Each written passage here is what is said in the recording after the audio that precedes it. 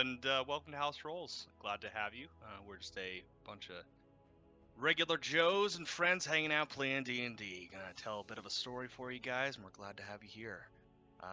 Had a bunch of really interesting stuff happen last session. Got a little edgy, and I think we're all pretty excited for this coming session. So thanks for being here.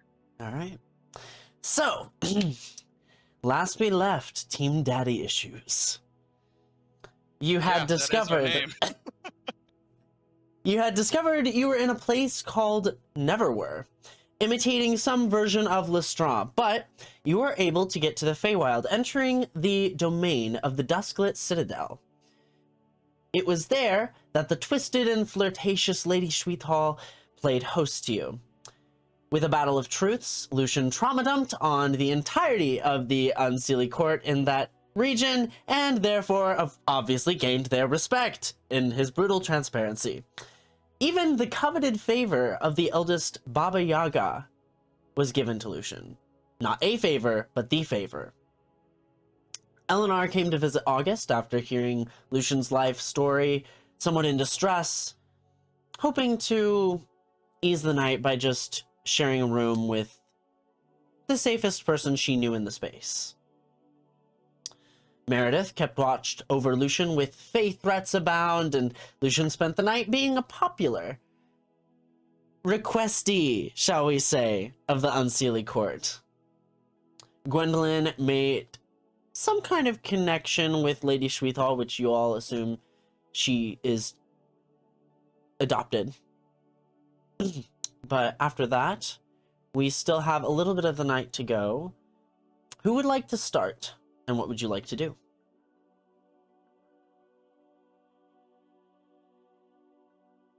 I went to bed, but I don't know if they need to go to bed first to begin.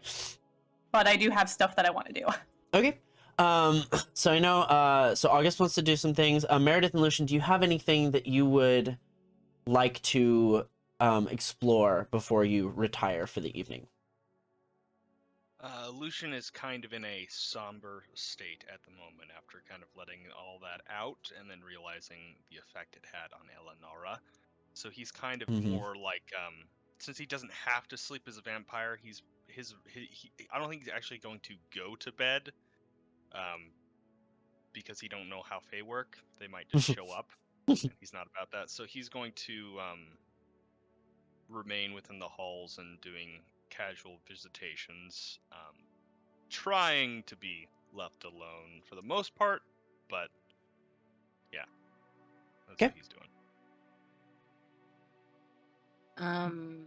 doing. Meredith is kind of just working around again, kind of making sure that Lucian is all good. She kind of did her rounds literally throughout this entire night and stuff. So, yeah, if they're not speaking to her, she's kind of like already kind of feel the vibe of this place. So yeah, she kind of just watches Lucian until like it's time for her to like go to bed. Like when the party ends, she's not leaving early. Right. Yeah. She leave when everyone starts filtering out. Yeah, as the night stretches on, people do begin to filter out. Lucian, you notice Yolanda, you seem to have gained a few points with her in particular, being a close person to Meredith, but everybody does kind of eventually make their way out, other than Gwendolyn, Lady Sweethall, and of course, your party. There are a few people nondescript primarily because their faces are covered, of various different dark eye colors, various different skin tones, both realistic and non, that you see just kind of around the room, but they're performing purely as just guards, and unless you really look at them, it's hard to discern whether they're really a statue or not. But things begin to retire, and some of them begin to put away some of these stuffed animals, some of the stuffed trophies is a better word, around the room. Yeah. Retire them to the storage room. Yes. Taxidermy? Yes, the taxidermied creatures around. There were displacer beasts and the unicorn Pegasus from earlier. I was if you very recall. confused. I was like, where did the stuffed animals? Yeah, I was like, That's a totally different vibe. Yes, I know. I was like, what part of the party was that? So, also, Michael, you okay?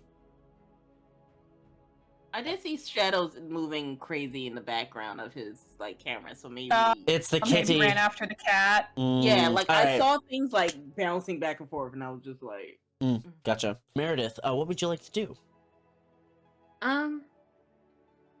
what time of day is it? This is midnight-ish at this point. Midnight-ish. Yeah. Okay. Although it's also the Feywild, so. Yeah. I don't know. This is Lady Sweethall's place. Mm-hmm. Is there a way I can go outside? You can certainly try. Would you like to ask, or do you want to try and find it on your own? I would ask her because I'm not quite sure what's going on. I'm not Yeah. sure like where we at. Yeah, of course. Lady Sweethall, Yes. I just wanted to confirm. Am I able to walk out into the wild, or is this more of your space? Oh. Well, to be perfectly honest, it's more of my space. But if you'd like to, well, we can make arrangements. Of course, No. you'll have to make peace with the gate warden first. I'm fine. I'll just retire then. Of course. You take any of the rooms down the hall. Most of the doorknobs have a bit of a personality, so good luck navigating that. Understood. And I really. Tonight was fun. I'm glad it pleasured you. It was fun for me too. I'm glad. It's very rare that we get mortals of such interesting fiber. He is, isn't he? Yes. We'll certainly be keeping an eye on all of you. Maybe we can come for a visit once in a while. I bring Lucian in August if she wants to. Well, of course, it's never a question of where, is it, darling, but when. Correct. Well, good night. Good night, my dear. And she smirks off at you. Looks and kind of goes over to Gwendolyn and says a few things. And I will head to one of the rooms, not with the mermaid door. I don't want to deal with the mermaid. Yeah. I'll probably find a room. Even if the doorknob talks, just something a little bit more.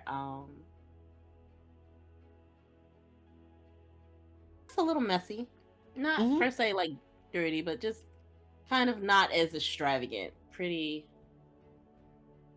Yeah. Something that reminds me of something that Gaffel might sleep in. Yeah. Sure enough, one of the rooms kind of opens up and the floor is a little bit worn. You know, there are scratches on the wooden planks. The bed post is old and weathered, and there is certainly a distressed look to all the furniture in this room. It's fairly plain, and if you look at the walls, it almost looks like some of them are cracked, and you can, like, see outside. There isn't any wind, so there is no exposure to the elements necessarily, but it gives you the feeling of being in a rustic hut.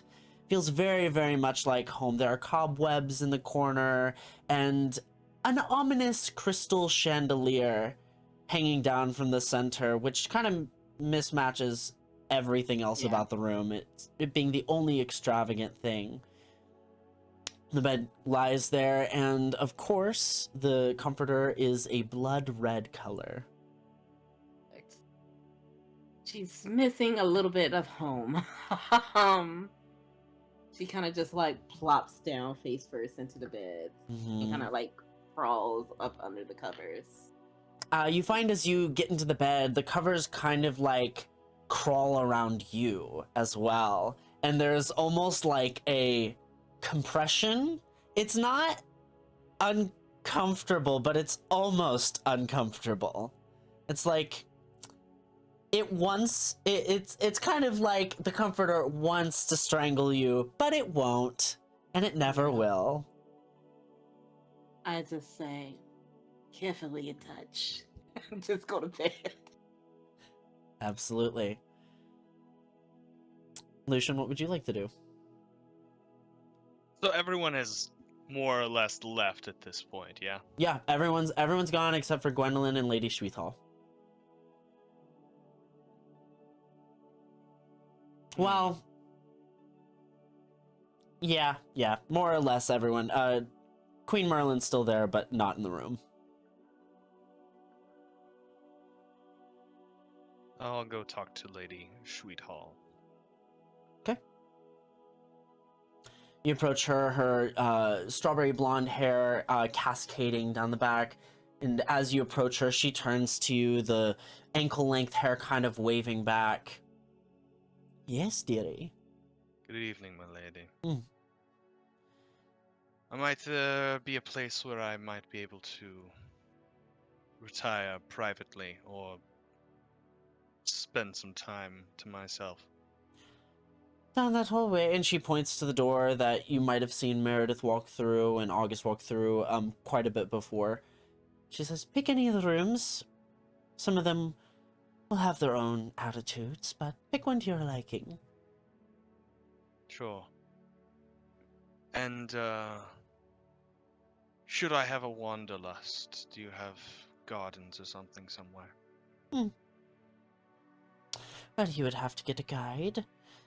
I suppose one of us can stay up. Which one of us would you rather talk to? She looks to Gwendolyn and herself.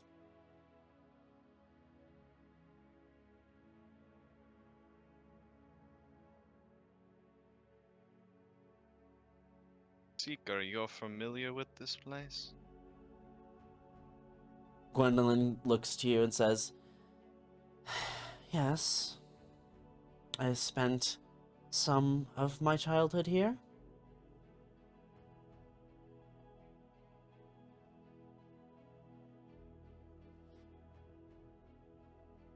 Lady Sweethall, I hope you don't take offense, but I'm very curious about that one. You should really refrain from calling me that one, especially when you know my name. And Lady Schweethall kind of like looks to you. She now kind of steps back, but is curious about the drama about to unfold. Gwendolyn, I'm very much aware of your name.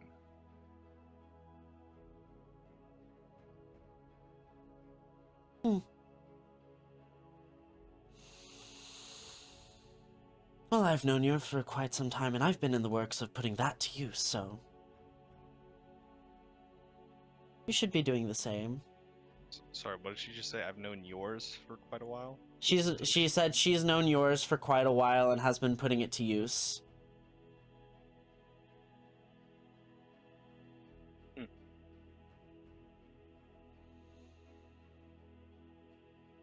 Well, Gwendolyn, I'd fancy a walk if you'd lead me. Of course. Good night, Mother. Good evening.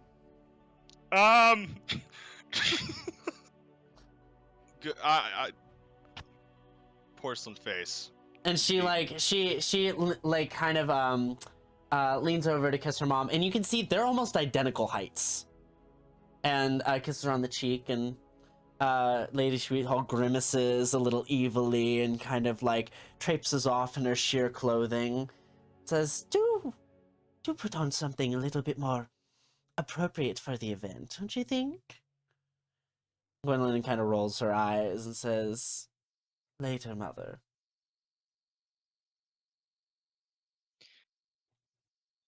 Good evening, my lady. And all. Please do not call me my lady. That is far too formal. Was not talking to Gwendolyn. Oh. Because she's leaving, so I was just saying Yep. good evening. Okay. She glances back at you and continues to the door.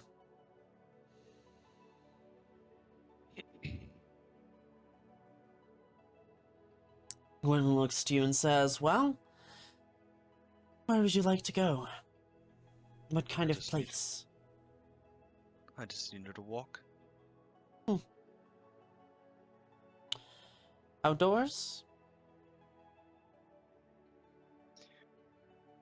Yeah, I could pretend to feel the cool night air. Okay. Might be good. She walks over to one of the stained glass windows mentioned last session, and this one seems to be vibrant. It is a place depicting fewer people, at least in the traditional sense that you think of people as.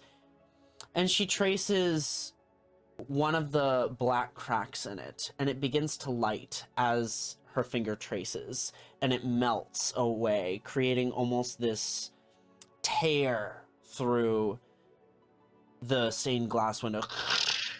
And you can see through the tear is a fully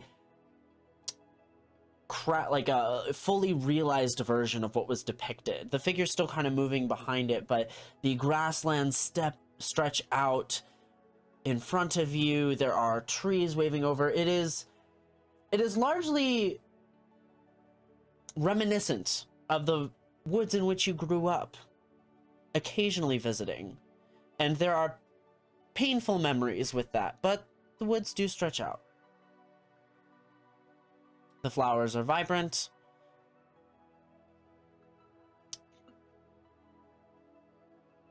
It is moonlight. She gestures to the window for you to step through. I do. Okay. She follows. Behind you, she seals up the portal. The stained glass window slurping back into place. And you can see there's no other part of the building behind you. Just the ever expanse. So, as you walk out into the night, we will rotate to August. August, what would you like to do? I don't know. I was kind of interested in what Gwendolyn was going to say now. I'm not doing anything that exciting. I was going to lay there for 4 hours to get my rest. All right. Basically staring at the wall with my back to Elenara. And eventually I will get up. Is there some kind of like wardrobe or something in this room?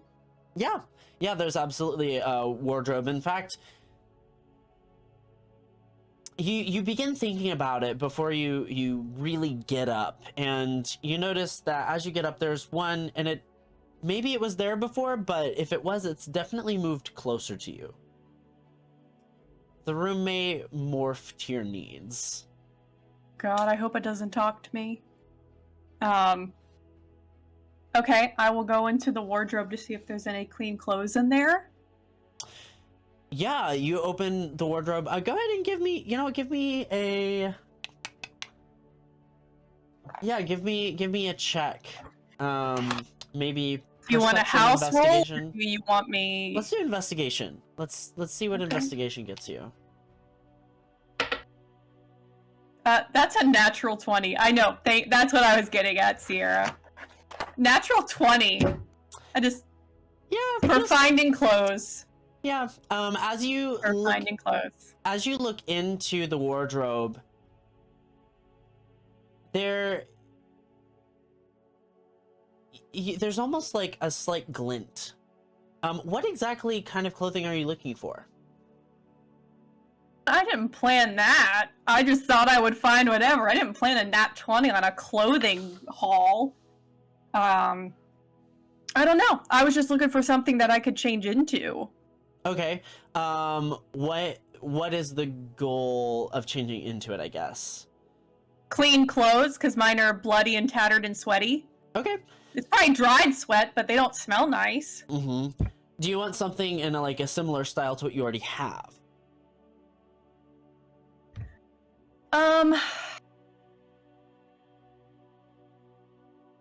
I don't know. I kind of want something that's appropriate for the situation. Like, the clothes that I already have are like traveling. I was like on a pirate ship. Yeah. So, I mean, now I'm in somebody's fae house, but I don't know how long I'm going to be here either. How do you want it to err on the side of practical, formal, masculine, or feminine?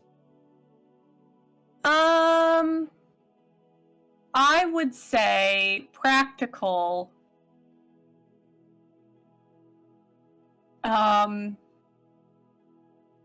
Let's go like more gender neutral. Okay.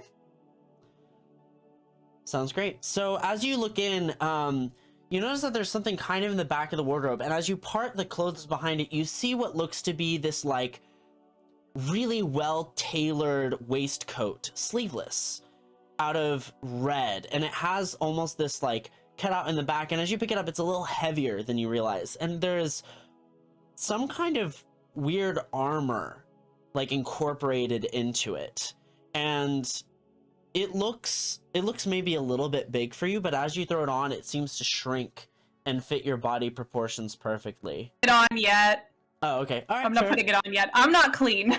Okay, fair enough. But you find some pants that are highly movable, almost having the similar effect. This seems to be some kind of magical armor of some kind that you just happen to stumble into. Kind of hoping I would find Narnia with that nat 20, but whatever. Okay. And then I was going to grab my book, and then I was going to go find somewhere to wash up. Okay. Yeah, go ahead and give me an investigation check to see what you can find as far as a bath room of sorts. Bathhouse, if you will. Not great. That's an 11. It takes you some time, unfortunately. But you eventually do find some stairs that lead, and there is almost like this outdoor kind of pool. There are a number of like different kind of soaps in like one corner, and it's really elegant. It's like polished marble almost surrounding it. It's very, very extravagant, but there's a place for you to bathe should you so desire. It's like outside. Yeah. And people can see me. There are like pillars and walls around it, but it's not like... Is there like a door that I could lock so nobody comes in? There is a door. I would say it locks from the other side, but you could try to get creative with like... Who's trying to lock somebody in the bathroom? I do it to my cat all the time.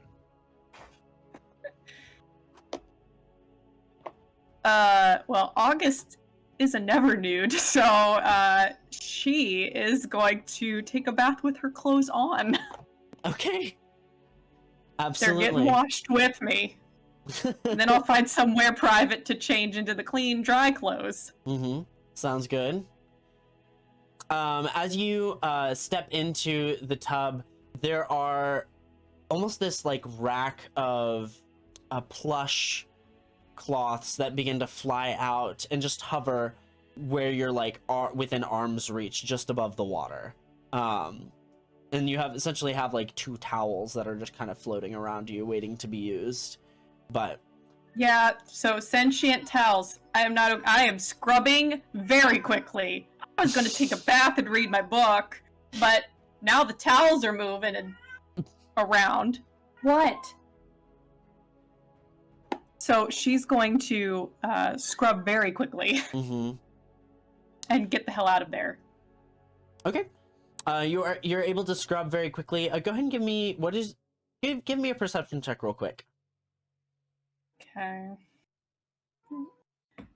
Bilbo, I can't help you, honey. 6. Wait, no. 8. 8. Okay. You don't see anything out of the ordinary, but you're able to scrub, and the towels provide you a little bit of dryness. And you are able to make your way back in. It does not lock behind you. So, we'll go ahead and rotate to Lucian, unless you have something else. Like, you'll get a chance to, like, finish out this walkthrough, but... Fine. Yeah. Meredith, anything you wake up in the middle of the night for?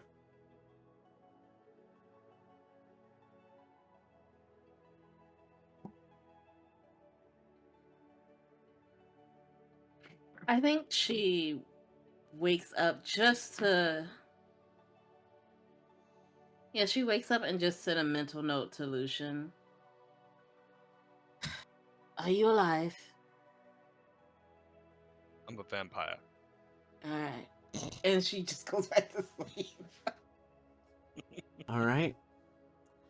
Lucian, as we get to you entering this kind of dusklit space outside, what would you like to do? Gwendolyn looks to kind of you to be taking the lead since this was your request. Yep. I'm just gonna start walking in the woods. She follows behind a little bit. How often do you take a walk like this? It's been a long time.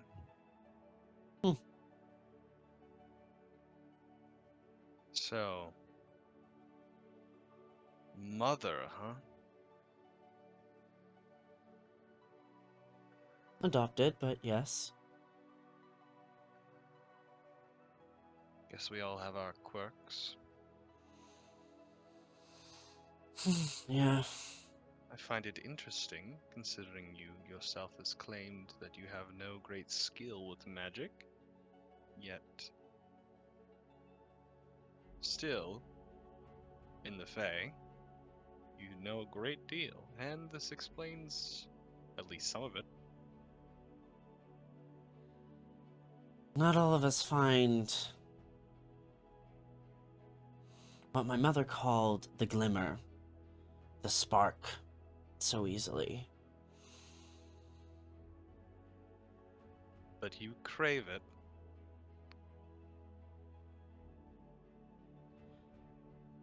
I spent much of my youngest of childhood years surrounded by the magic, color, and the vibrancy of the Fae. The mystery, the darkness, the light. And I could not even begin to touch any semblance of it within myself. Only through objects. And only through a few rituals.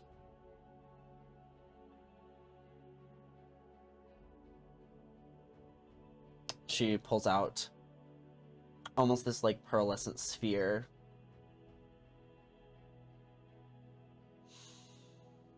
Started collecting these. The closest I'll ever get, I'm sure, to well, having magic myself. What is she holding? She's holding almost this like pearlescent sphere.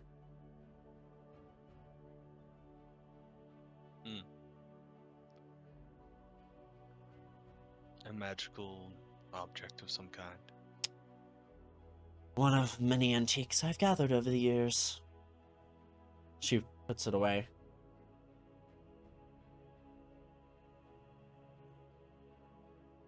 You have the spark. Tell me how you come into contact with your own magic. I reached my hand to the sky, and flames shot out of it, and I killed several things. Come to find out, my mother was a witch of some kind, divine, or fae even. It's not clarified Hmm. as of yet. I'm curious, but magic is tricky. I haven't really. I use it for its tools, but it's not something I've dove into. I see it as a tool like anything else. Lucky for you that you can see it with such mundanity. And as you turn a corner after a really thick trunk of a woods, you see this image of a little girl, maybe 8, 7, 9, at a kind of enchanted desk of sorts. And you can see a teacher. There's no sound coming from this, but her red hair is kind of in this pixie cut up top, and a teacher is berating her, and she's sitting there scrawling sigils and letters onto the paper. I turned a corner and I see this. Yep. I'll pause and look to see if Gwendolyn also sees it. She does. I can make an assumption that this is like a memory of hers or something. You can make an insight check, yeah. Go for an insight check. Take advantage. Okay. Are you gonna click? Click. Good job. Alright, what'd I roll? An 18.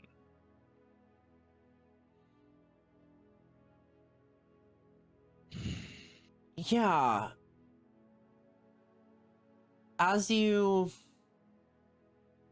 look at the picture, the picture in the forest, you are able to quickly recognize that this is Gwendolyn's memory, also from her demeanor and her shifts in how she looks at it, though it's ever so minute.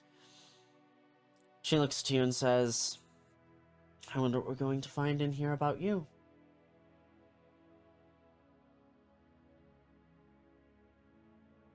Alright, I'm gonna insight her to see if she brought me here on purpose. Go for it. Yeah. As you're looking behind her, the image shifts. 10. 10? Mm-hmm. Hard to read. In all honesty, you could make an assumption either way, but you have no inkling as to the truth of that assumption. Mm-hmm. But behind her, you see the same picture, shifting and morphing. The figure's changing. You see Mavis Reed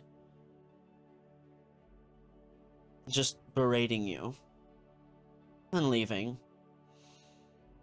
Shifts to you in the woods, in the Baron, and Eglantine.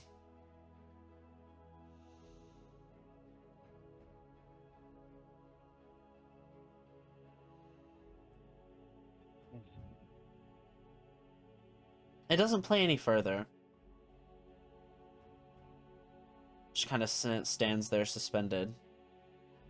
You can see that Eglantine's eyes have washed over, emotionless. You know, you said you thought it good that I can look at it with such mundanity. I think more so I try not to view it as special. Because of all of the things it can do and all the harm it can do. Just like a sword can protect, it can also kill. Of course. But you still crave it. I can see it on your face. It's the one thing you want so badly. I've thought about it thought about different ways to obtain it. You've even considered selling your soul? Not that stupid. Wasn't I should, raised amongst the Fae for nothing. I should hope not. However, I find myself increasingly intrigued by August's magic. She had not a trace of arcane on her when we were little, and yet now she is practically oozing with power. What do you want? I want to know how she got it. Because she doesn't seem to have studied for it.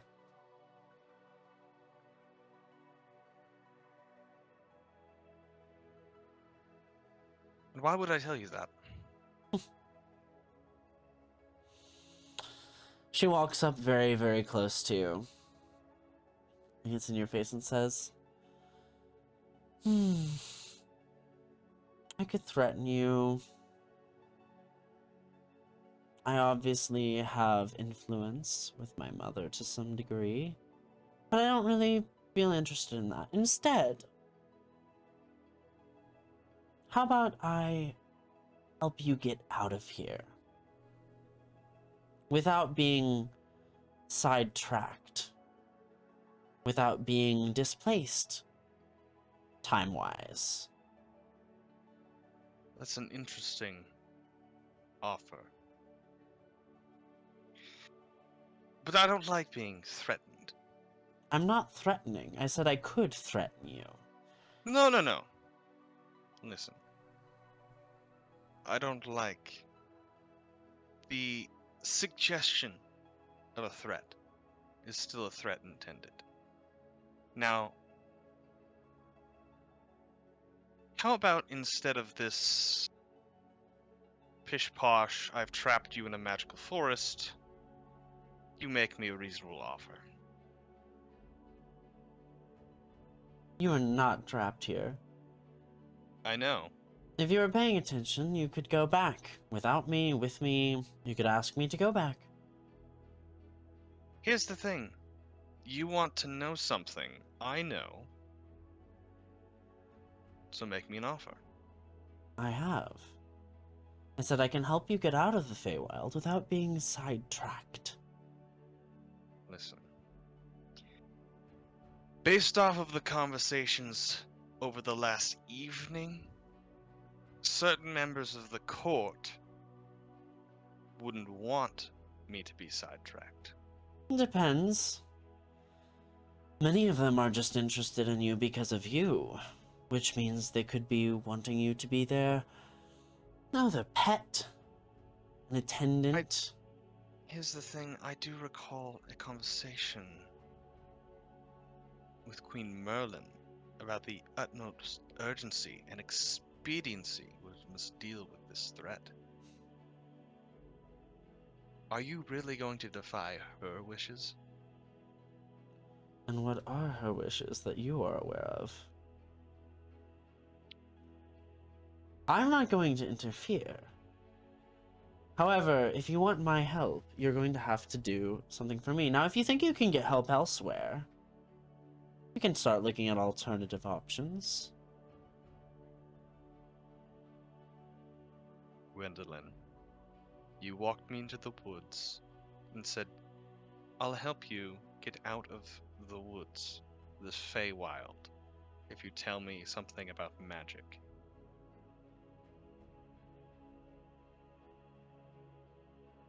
You have to understand my path, where I'm going, the things that must be done. Every advantage I can obtain and gain, I should consider and take. But if I have something I can offer you, you need to give me something I can use. Make a persuasion check.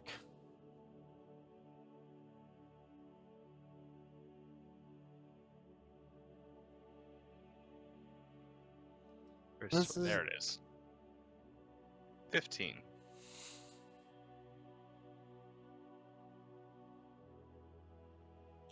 She looks to you and says, well, I've made my offer. What is something you could use? What is it you want? If not what I've already stated.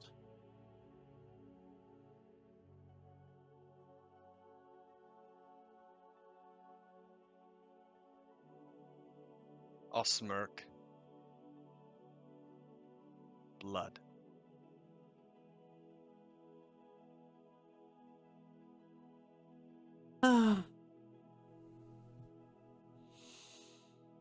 You are interesting. Let me have a taste of you, and I'll tell you. Make a persuasion check.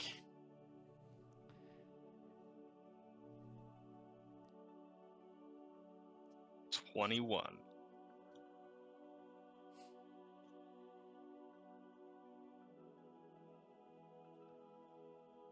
Very well. And she holds out her wrist.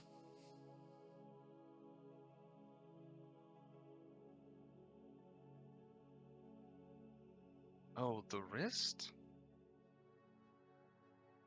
Would you like something more intimate? And she starts to go to the buttons on her blouse. 3 are unbuttoned. No, we're not letting her unbutton 3 buttons in half a second, Cal. That's like, no. Okay, 1 Stop. button. 2 buttons. You intrigue me. And I'll take Of course the wrist. I do. And you take her wrist from like the 3rd button. And she just kind of stands there. She smirks, almost like she knew this would be your response. But you are taking a sip of her. You do watch her eyes glow a brilliant green, and they take on the same green shades that you can see in Shweethall's eyes at this moment. But go ahead. I see that before I take a bite? No, it happens as you're biting her. Dang it, Cal. All right. I'll bite into her. Okay. And that's 7 magical piercing damage, which I think is almost as low as I can go. Damage wise. Okay. Magical piercing, and I'll peruse her memories now. Okay. The warm blood hits you, and there is almost an herbal sweetness to this, like a citrus sage combination that just kind of like tangs through your fang sensory of whatever that is. But the taste lingers in your mouth, and you begin to see some memories. And the first one that's kind of foggy, it's partially obscured. It's almost like it's partially protected, but this is a collision of magic. I do need you to make, let's do an Arcana check to see if you can navigate her arcane defenses, or how well you can. Okay. 16. You see her as a little child. Around the age of 10 or 11.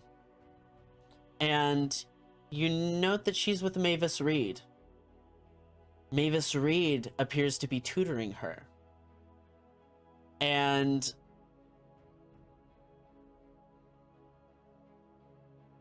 she makes mention of a plan in a few years to come. Some kind of deal to make with her former mentor, She mentions Gethel Beatrix. And how Gwendolyn has promise, but lacks the innate touch of magic that so many do. And she offers to curse her. And Gwendolyn refuses. That's about it that you get from this. Can I pry for something specific? Sure. What would you like to pry for? Queen Merlin.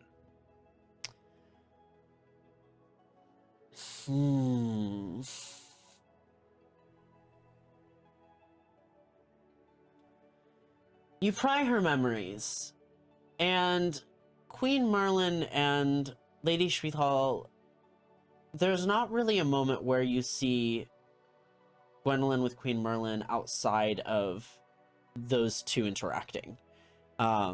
Some of the memories are flirtatious in nature, and give me an Arcana check.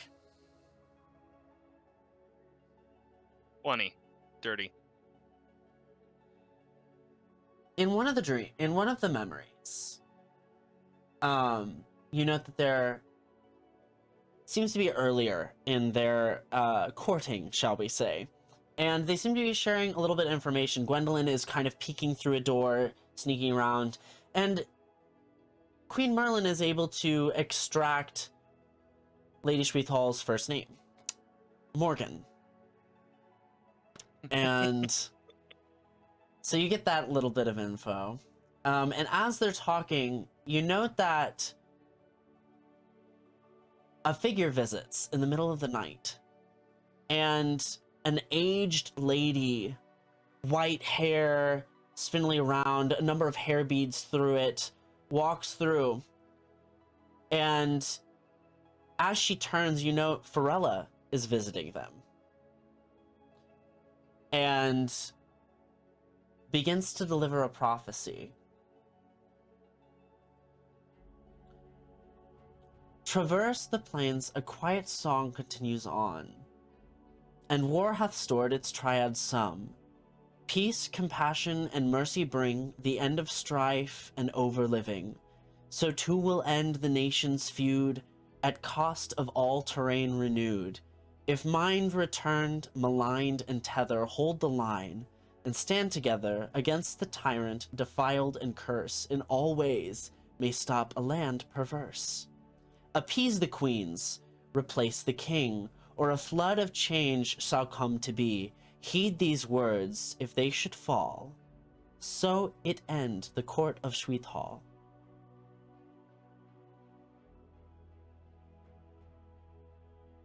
Cool. I'm gonna need that in writing. I will send that to you. And at that point, there is almost like a forcible shunt from her mind as Gwendolyn like pushes you out, and you realize your teeth are stuck in her, and her veins are you're stuck in her wrist, and she is like glaring at you. Her eyes, her green eyes are flecking with red, and she's like now clenched your arm. Like she's holding me, she's clenching her arm and holding me in her arm, or like I can't. She's clenching your shoulder, and there is a notable amount of energy she seems to be pulling from you. Go ahead and give me a con save. Okay.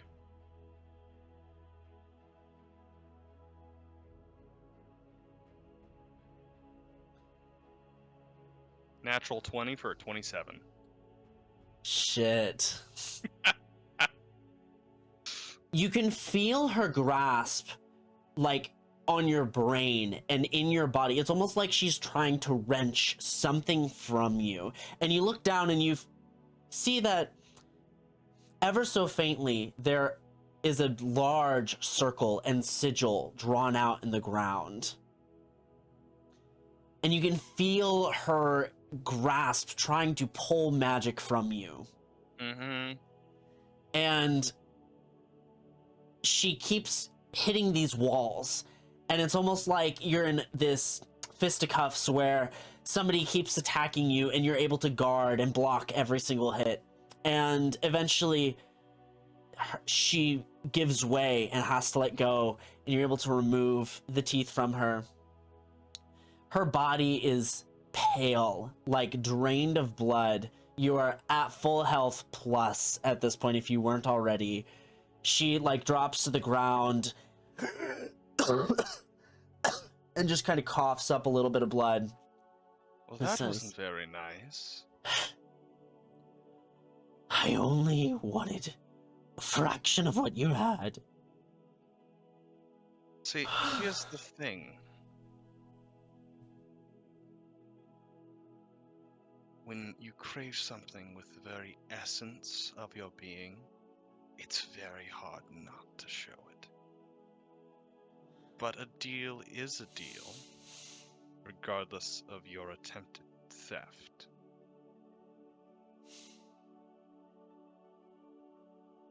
My sister died, if you hadn't known already. She was brought back in a ritual of witches, where personal items of herself and those who brought her back needed to be sacrificed. It required a coven, and was expensive to do so. As soon as you say a coven and witches, she looks to your hand, where you have the coven mark. Oh yeah, we have those. And I became a witch. she looks to you.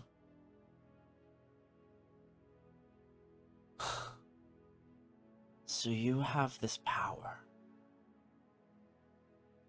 You could grant it to me.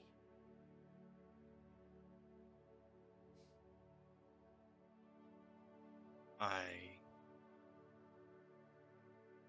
have never done so myself. Then I have a proposition for you. I'll hear you out. You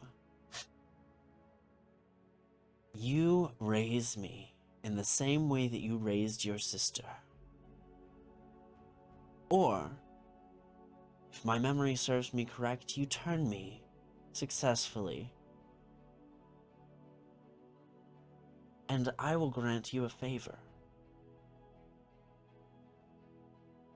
So, you want me to kill you and raise you, or turn you into a vampire? You want me to sire you? Wish it could be someone else, but you're the best option I have. Best? Well, you're here. And no one else needs to know for now. Finally. Something to get my mother to look at me. Hold on, my cat is moving. 1 second.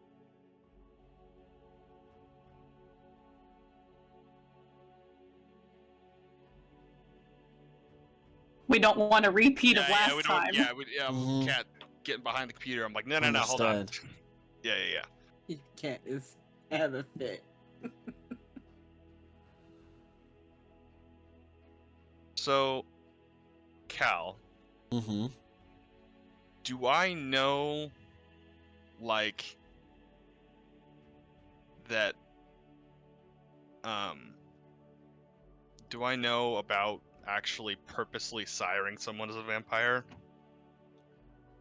I believe you guys have Vilcus Brightlord's journals on you somewhere. Yeah, that's why I'm asking.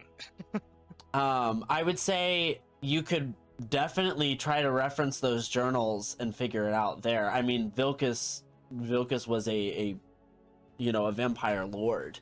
So I'm sure I wouldn't say that you've specifically taken an interest in it. I mean, you accidentally did it with Elenara, so I mean, you could throw a chance to the wind here. But you could also check the book and see if there are any things that could be used to ensure the sequence went as desired. Mm-hmm.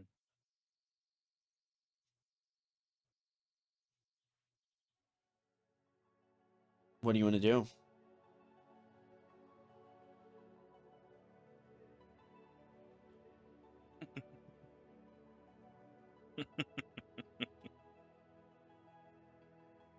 Well, Gwendolyn, I'm not going to kill you and raise you. That seems a bit ridiculous. And what would your mother think if I just killed you outright? You clearly know nothing of the Unseelie. Perhaps. But turning you, that's an interesting idea. I'll consider your proposition.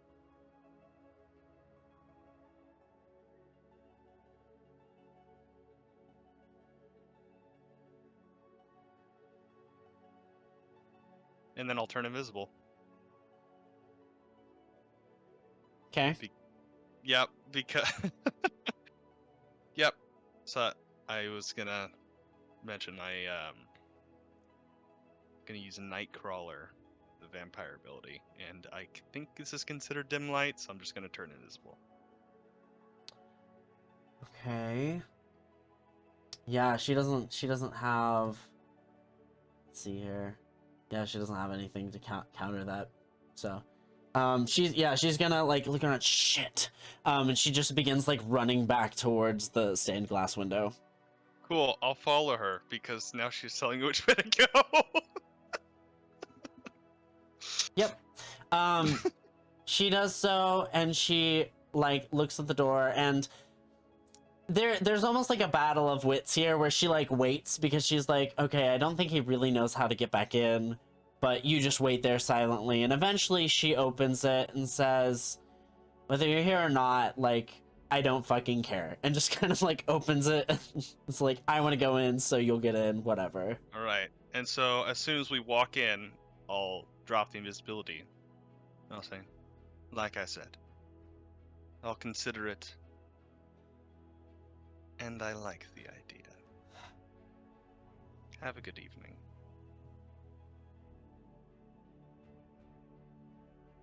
Yeah, so I'm gonna go find August's room. Okay. August, Meredith. I will say, Meredith, you have a pretty vivid dream about Gwendolyn offering Lucian a favor. Do you wanna like give Lucian any feedback?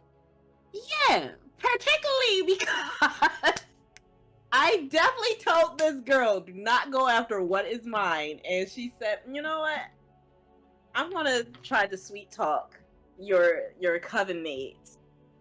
I specifically told this hoe that Lucian was mine. She technically has a favor from you. You said she couldn't target, you know? Okay. And with the way things could spin, I mean, she could be Lucian's. Oh, I'm mad. He is cheating. She is cheating. Meredith will like have this dream, and it's kind of like she's like a shadow, kind of like watching this. She's glaring daggers at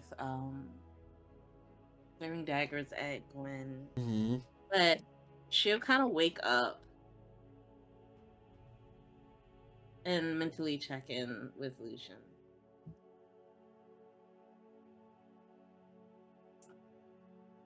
Lucian, Yes. stay away from her. Oh, but this evening has gotten so interesting. First of all, I told her not to do something, and she did it. Kind of. Maybe not technically, but it's a workaround. Seems very fey of her, doesn't it?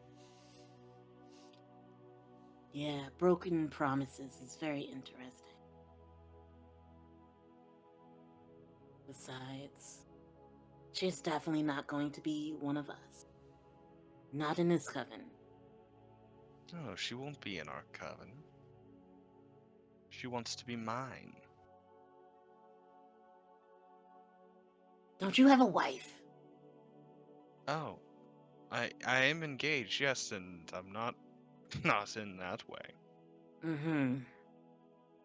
I don't want her that way.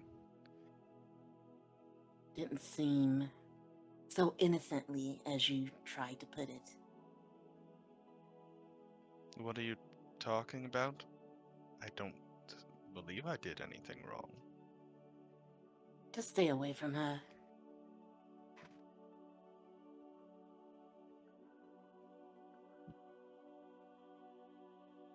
I don't want to have any more weird dreams of that. Like the very, very disturbing. I already seen you naked. I don't need to see this. I wasn't doing anything. She's the one I who just cut off decided. connection. Oh, fine. She's the one who decided to. All right, whatever. Just hang up the phone. All right. So we'll rotate to August. I don't know how to follow that up, to be honest. As soon as you open the door, but to get back into the Citadel, there is an individual who seems to be walking, almost about to leave, and in a brief moment you hear, "Oh, I'm so sorry. That's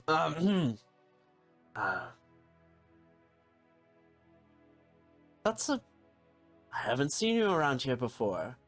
Who might you be?" And before you see an individual, masculine in appearance, with kind of this white silk robe draped over them. They have this like pearlescent skin and these kind of almost milky gray eyes. They have this shock of like dark forest green hair that's like fringed over one eye, and they have some like pretty serious liner going on. Absolutely ignored. As I keep walking, just dripping all over the floors as I go. Do Just you need help? Puddles following me. Ignoring, going. The figure follows you. Just kind of like curious. What would you like to do? Go away. I'm just trying to figure out who you are and what you're doing here. Your business. Well, it kind of is my business, actually, in some ways. Leave me alone, old man. Old. I'm sure he is, because he's Fae. He's probably like 1,000,000 years old. I am not even in my 2000s. I figured, yeah. Give me a break. And he does, I mean, he has like flawless skin. Fair.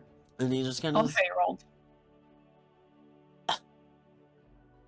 oh, excuse me. And he just like, at this point, the fabulousness kind of like clocks in, and he just kind of walks up to you and says, "Excuse me, who exactly do you think you are?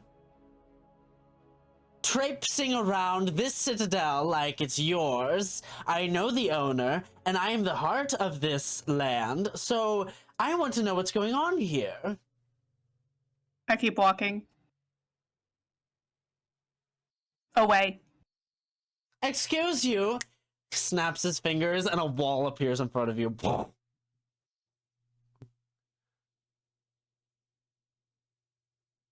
Is there another way to go?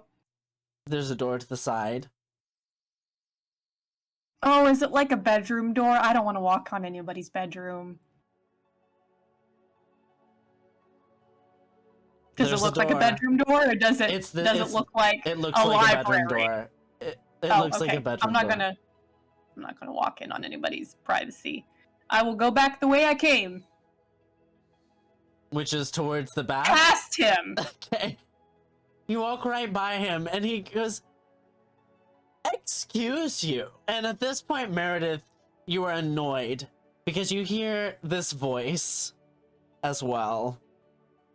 Just outside your door. I'm having a horrible night. And I open and just step out. And who are you? My goodness.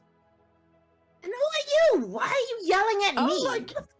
I was not aware we had company. You did not notice that we had a party. But you guys have parties every so often. What made this one any specialer? Do you never have guests at your party? It's more special, not specialer. To this guy, special. This is Take nonsensical. down the wall. Take down the wall so I can walk away. August, what's going on? He put a wall in my way so I couldn't go back to my room.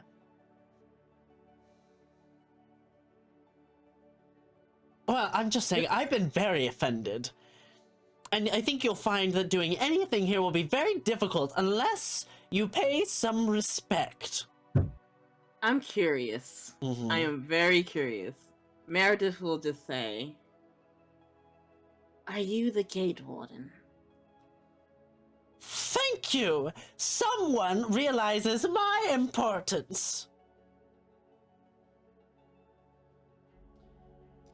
Lady Sweetheart had a party to introduce new Fae. I thought she...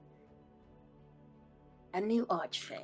But we don't host anyone, other than the occasional individual, but I know about those things. Why would she not tell me about you all? I don't know. Did you offend her? Take down the wall. As soon Why as you you say... As soon as you say, like, offend her, he, like, looks, and he, like, have I? And, like, there's, like, a moment of, like, oh, no. Says, I should check. It has been a century or so. Yes, the wall will go down for you, ungrateful behemoth of a terrible person. And snaps on the wall, disappears. Yes, your ego, behemoth. An ego-behemoth. I hate this it's person. Ignoramus. Ignoramus. I knew an ignoramus. Kind of like stares at the floor and then looks back at August. Well, goodbye. Oh, we'll see you later. More like that. See you later. I walk away. Okay. Who is the ocarina? I do. As he begins to walk away, he looks to you, Meredith, and goes, You dare bring that monster's item into my living place? August, it's not that bad. I'm not talking about that ungrateful mortal. Talking Well, about everybody knows. the instrument that you hold upon you. And he begins to walk with you with a death glare. I kind of stand my ground, but like I'm very confused. She looks at herself. She did like take off her clothes, but what instrument are you talking about, Gate Warden? A vestige from Nadardan, the Moon Reaper. I kind of look around. I pull up my bone flute. Are you talking about this? I made this. As you pull it out, he like backs away. What do you have to do with him?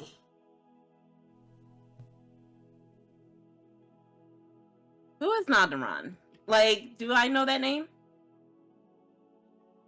I feel like make a history check. August, have you talked with anybody about the name of the dragon?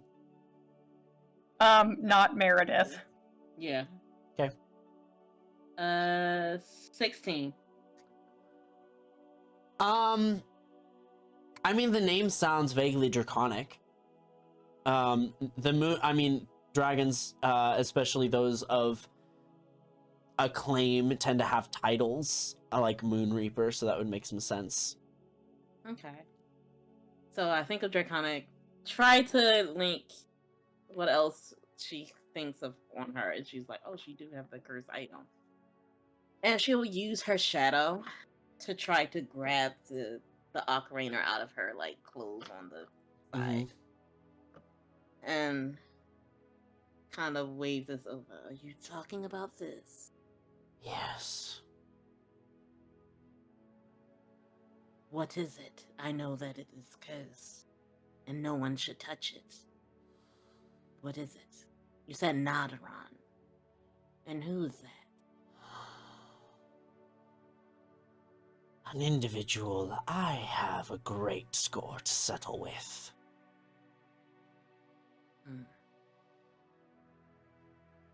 Well then. You said this is a vestige. It is a trinket. Nadradan sends to bring destruction. He takes over people with it, makes them do his bidding.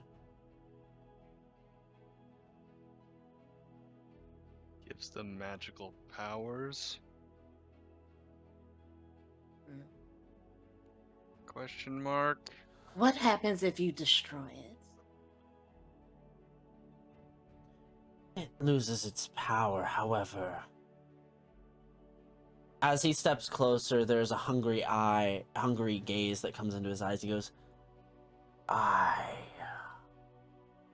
should like to use this perhaps to place a curse. Upon Hex. Nadaran. Yes. That bitch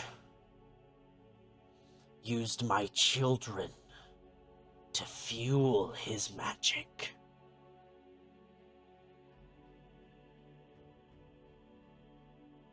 I kind of mentally. She stops herself from side-eyeing August. I'm pretty sure August left, but knowing that connection. Well then.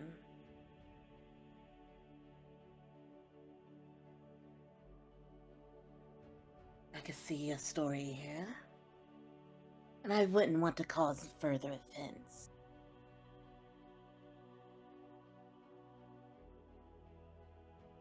But I would like to request something in return. A great many things to offer.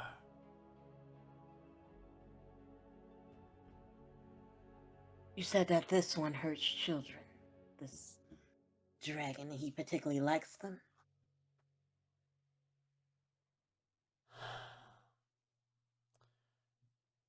The Moon Reaper is a title granted because he's a destroyer of Keepers of the Moon.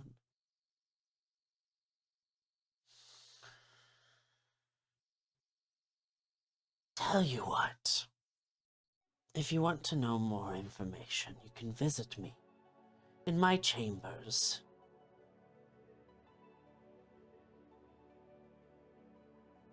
And my I would first... like that. Sorry, go ahead. I would like more information, but something else. May I request a favor for this?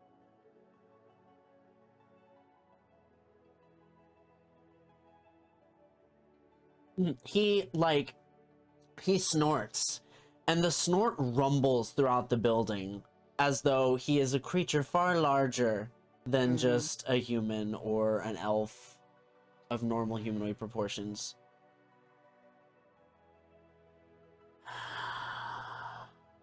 Make a Do I get the persuasion sense check.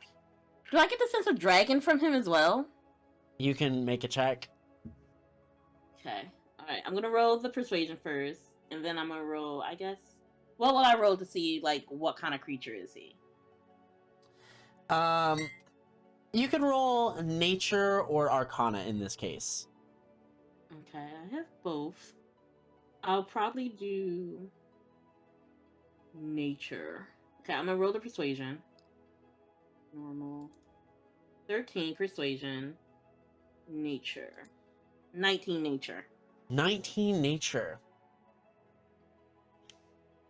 The skin is certainly that of fey nature. However, the closer you look at the features, you begin to see signs of this person's inhumanity.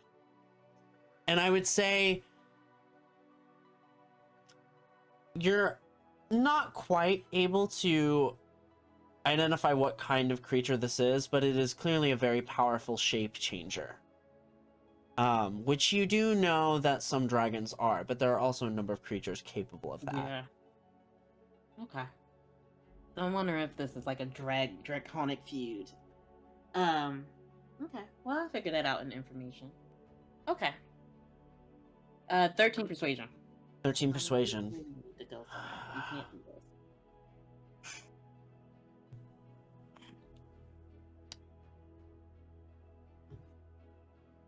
How about I take you wherever you'd like to go?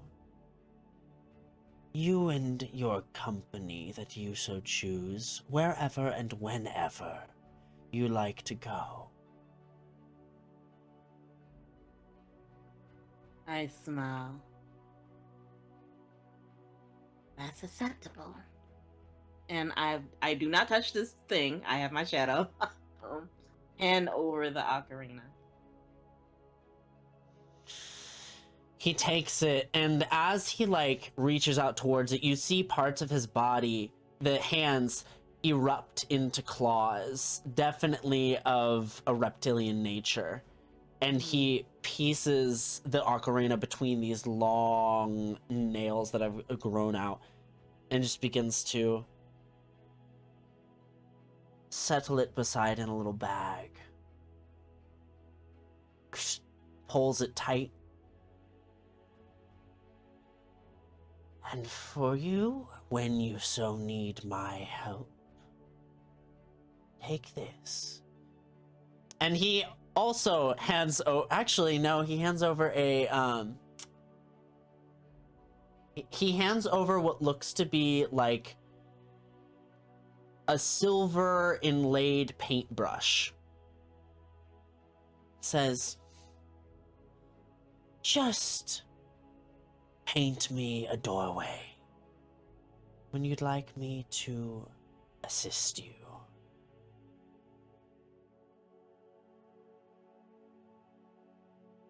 Understood.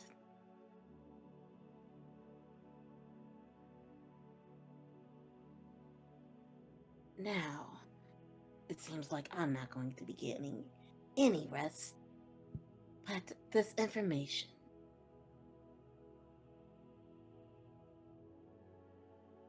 I think I can handle that tonight.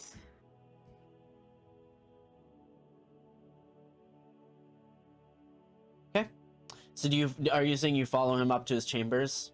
Okay. Yep. He's a dragon. As you climb the stairs, you get winded. I mean, it is a solid 45 minutes of climbing stairs. And it's like through different hallways, up different passageways. You get this castle, this citadel is a fucking maze. It is not intended to be user friendly, and you are being guided by somebody who literally keeps the castle, and that's the only reason you know where you're going. Eventually, though, there's a trap door that he lifts open, and in it you see what looks to be some kind of lunar calendar. There are several standing stones set up in what looks to be nearly 100-foot radius platform at the very top of this citadel. There are white crystals alongside, just kind of protruding from these standing stones that capture the light and refract in a million different ways. It is beautiful, the silver light just shimmering here, and the creature steps to the center and just kind of rolls its head, and the body begins to morph and take the shape of a dragon. We love a good dragon. What color is he? He's silver, right? No. Oh, He's I need platinum. to... or he might be white. He's He might be a white platinum. one. Oh no, Neldradon is the white one. Oh, Not, yeah, What if there's Nardodon another is a two white. white ones? Nardodon is a white dragon. two white ones battling out. Yeah. I feel like it was a draconic feud. Maybe So- he's a gem dragon. The dragon begins to take its form. Its neck elongates, and it has the kind of an abnormally large neck.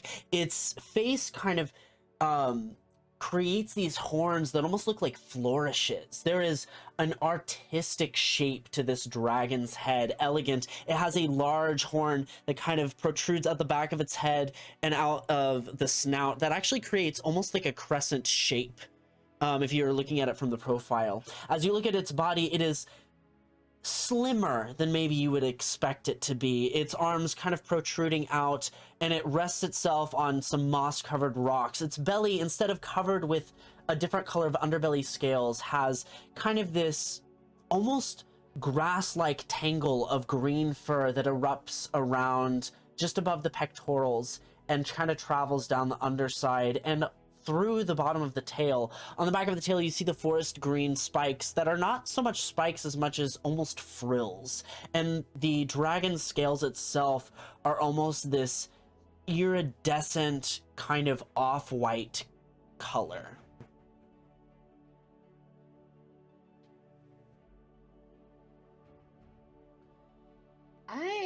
This is the first time Welcome. Meredith has seen a dragon. Mm-hmm.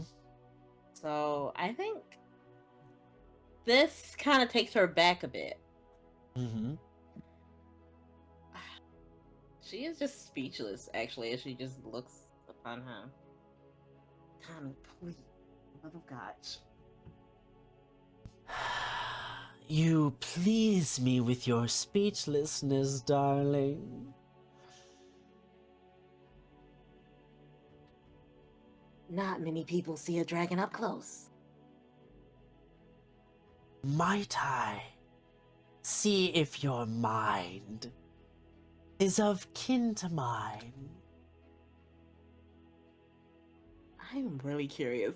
She might do it. I do love to find kindred spirits, appreciators of the arts.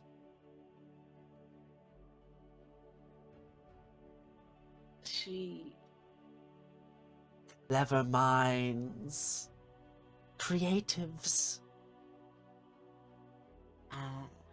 Yeah. I guess at this point, she would start singing. I guess she will start singing him, kind of a tune that she heard Silas butcher before. Mm-hmm. So she will sing that. Go ahead and give me a performance check. Okay. I'm going to use my vocals. Let's see. This could turn out weird because she is stunned silent. So, 17. 17. Her vocals. Baby girl is a singer. Yeah, she is. What is some kind of I want to change the music here. This kind of works though. The dragon almost like perches a little bit and like kind of rests on its elbows. And as you sing, it sways its head back and forth. Occasionally, there's like a mumbling of like, interesting artistic choice. And a back and forth, if you will. And the dragon looks towards you as you finish. I don't know why I didn't see it before. You have a voice like your mother's.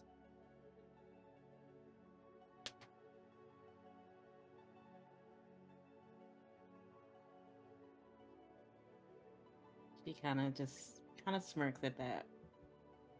You have pleased me with your muse. Perhaps I shall paint something for you.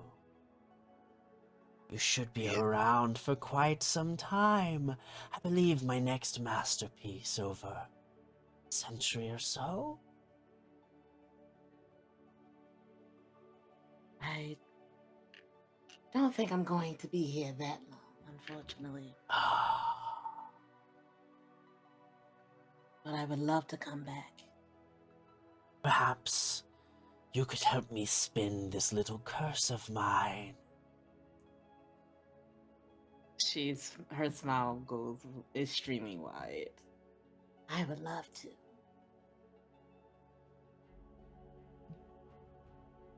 Perfect. And the dragon explains to you over the setup of this ritual his hatred of Nadradon, and that Nadradon took his eggs and had hatched them in the winter and had taken his children's baby teeth and turned them into arcane vestiges, took the bones. This is a moonstone dragon, and Moon Reaper was granted for that reason. And as he begins to spin this hex, he asks you if you know of any that curses and hexes can be emboldened by bringing those who hate the same person. And asks if you have anybody with you who has a score to settle with Nadradon.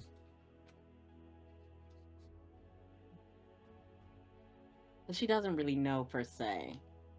You don't really know the story about the dragon and all this. So I'm actually not quite sure.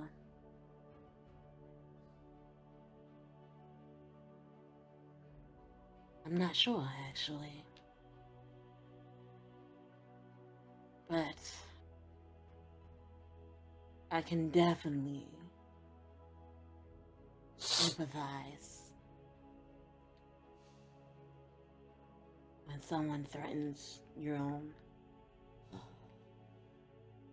Especially someone of your flesh.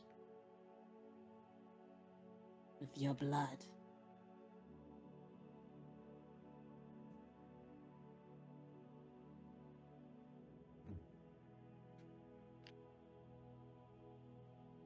I am sorry.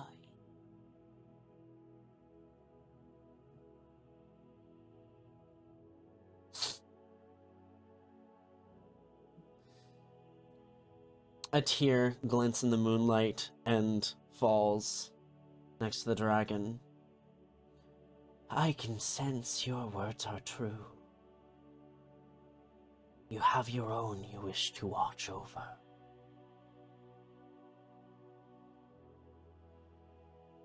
And you have your own scores to settle with those that threaten them.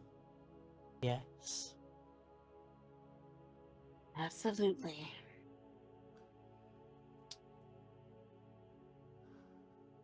It has been a very long time since I have met a kindred spirit.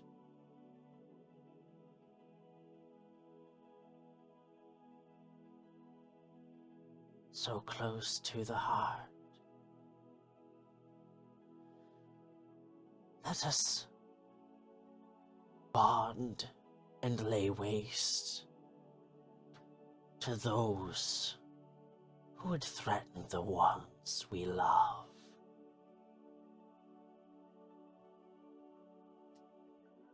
And he takes the bone, and we can do this outside of session, but we can have a little curse crafting moment. Curse crafting! Arts and crafts! Yes. And he introduces himself as Frayne. Frayne. Mm-hmm. F-R-E-I-G-N. F-R-I-N-G-N? E-I-G-N. E-I. Yeah. And we will conclude with a little bit of that afterwards. Outside of session. But you have gained the favor of a Moonstone Dragon. And for sake of brevity, will allow you to mount him All in right. battle against. He will be happy to have you to assist you in destroying Mavis Reed. Right. And wants to destroy Nodrodon as well. So there's a trade-off which we'll talk a little bit more about later, but it's a little hinty hint. A little spoiler. So, and with that, we get back to August. What do you do?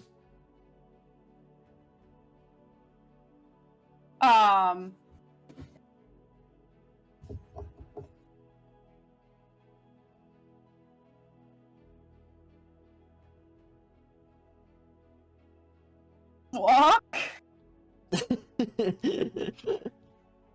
away? Mm-hmm.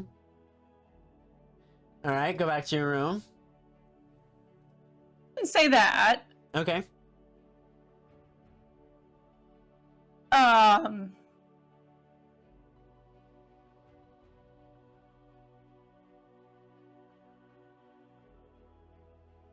I think there's a conflicted feeling of wanting to be alone, but also not knowing where to go. Okay. Because Eleonora is in her room. You know what? It's about this time that, as you're walking through the hallway, you actually spot Gwendolyn. And, Gwendolyn is kind of available if you are looking for someone to, tell you where stuff is. Absolutely not. Fuck you. Okay. So I was going to go see August, and we came out at the same time-ish. True. So Gwendolyn walks by you, and there's like, there's definitely a darker look in her eye, and she looks like really unhealthy and like sickly almost, but she walks by you nonetheless. And then Lucian comes in, almost more colorful and healthy looking. That, alright. From her perspective, that might not look good. Really? I'm gonna smirk. August, I need to talk to you. Go fuck yourself. Me? And I'm walking past him. What? And I'm walking after her. Very confused now. This is Major Vax energy right now. I walk away. Wait, August. Somewhere else.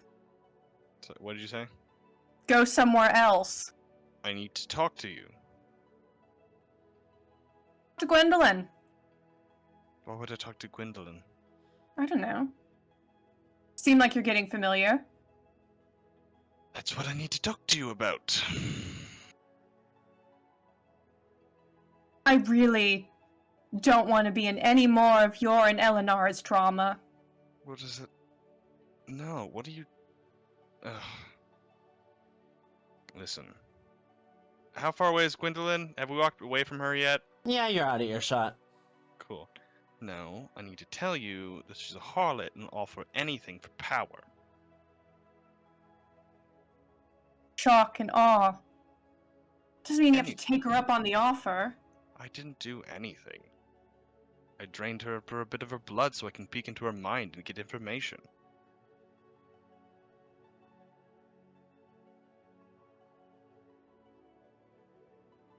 So all I did What was do you trade- want from me, Lucian? I need that book that we got from that vampire lord. I don't know what you're talking about. What? I was dead at the time. Don't you have the journal? No? What journal?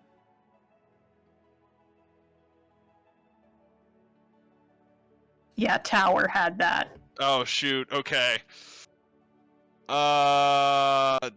Dang it. Lyndon had it, but as a different character. Shoot. I don't know what happened to the journal then. Tower had it last. Did we destroy it when we sacrificed him? I don't think it we did. disintegrate? Well, it's not like August inherited it or anything. Tower So died. Tower's items would have been on the ground. We can backtrack. I mean, what do you think would have happened? Do you think, like, because would Lucian have been like, fuck, like, I'm in a coven, like, I'm overwhelmed, and, like, Meredith would have been like, I'm chill, I'll take all the stuff, or, like, somebody could have grabbed it. It would have been on the ground unless you guys... It's a vampire book, and I'm a vampire, so... Yeah, like, I don't know what Tower would have had. Like, if no one grabbed it, she would have grabbed it. But it's Tower's. Like, she don't know if it was something that... Loot the body. This is D&D. Yeah. Like, You guys really don't loot the body nearly as often as you should. I'm not gonna lie. We're not loot goblins! You're really Okay. not. We and are it's- not that narrative is group. like more about Like, like, I'm just here you to cause gave us- pain. Yeah, like, you have given us, like, powerful things or offers, and we've just chosen to ignore them Yeah, I many, know. Yeah, many, no, we've many done times. that a lot. Yeah. I He's have like, an oh, here's item. this, Yes, here's this real yes, cool you shiny have. thing. You're like, no, I don't want it. I have No. a couple of. I take whatever is given. Listen, Alright. if you did not collect the item, I picked up the cursed item. Alright, Whatever you. If you didn't take it, I got it. Alright, fine. I'll say I have the journal. That's fine. That's fine. Alright. Listen, August, just fair warning. She's around. She's very interested in how you suddenly have magic. That's not obvious.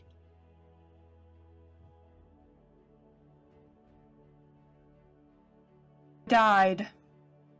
That was, yes, that was a very easy explanation to get her to let me peek into her memories about some sort of prophecy that I know about.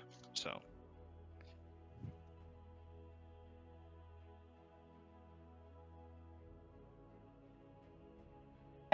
Really, honestly, Lucian, don't understand what this conversation is about at this point. it's fine. Whatever. I don't know what you're pissed about, but go about your business then. No, it's fine.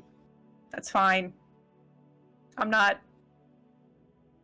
angry about Eleonora showing up at my room because of things that you apparently did while I was gone. It's What? fine. Things you said to everyone. Why did Eleanor come to you? Yeah, fuck if I know. She just showed up. started telling me all about the things you said. Apparently you were in some angst dick measuring contest. Yeah, that's about right. I didn't want to have to do that. Really? Because it seems like you instigated it. Yeah, I did. To get rid of a issue. That was the only way of solving that. Is to just ruin your marriage to a perfectly nice girl who I do question her sanity, because through all the things you've done to her, she is still staying with you. I don't know about right now, because you freaked her the fuck out. What the fuck is wrong with you? Why do you insist on throwing anything good you have in your life away? Sorry, I get really posh when I'm angry.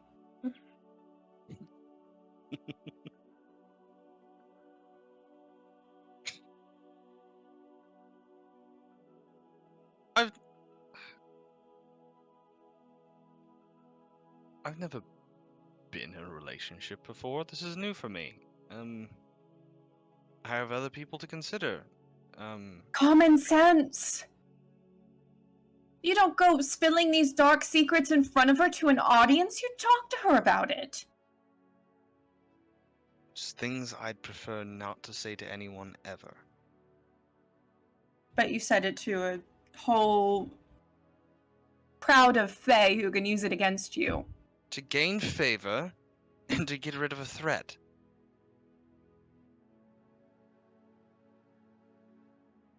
Don't I need every ally I can right now? If it's at the cost of your strongest ally, which is Elenara and Camelot.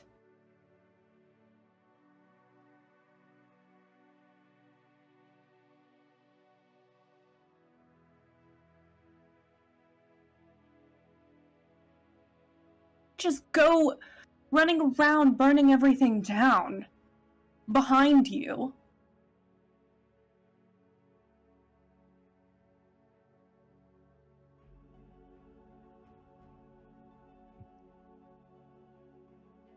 So, I'm supposed to tell her these things, just... like, when would be a good time to tell her all that? How would that even work? Privately, have a discussion like adults. Right, so sit down with a glass of wine and say, hey, I need to tell you about all the times I've been tortured, mutilated in my life. It'd be better than what you did do, which is apparently get naked and stand on a pedestal and tell a crowd. Listen, yeah, that did happen. If you had discussed certain things with her first, at the very least.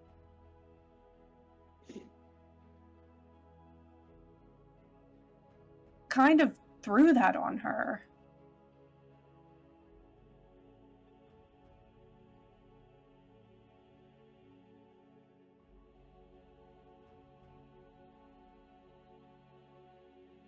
Well,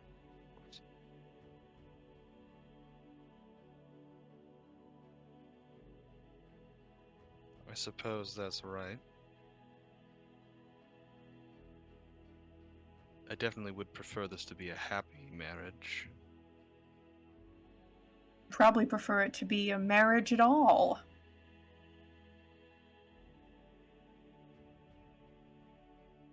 I don't... Based off the agreement with the Queen, and I might sound like a terrible person for saying this, but I don't really know if she has a choice at this point.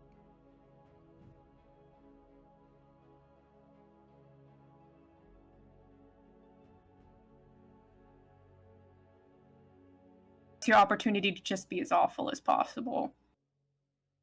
Because there's no consequences for you. That's not what I'm saying. But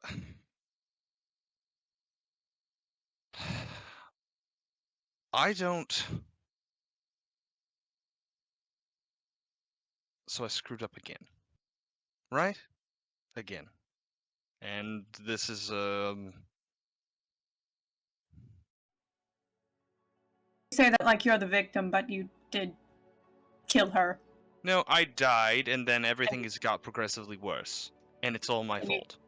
Turned her into a vampire. Yeah, I turned her into a vampire on accident because I couldn't control my own freaking bloodlust.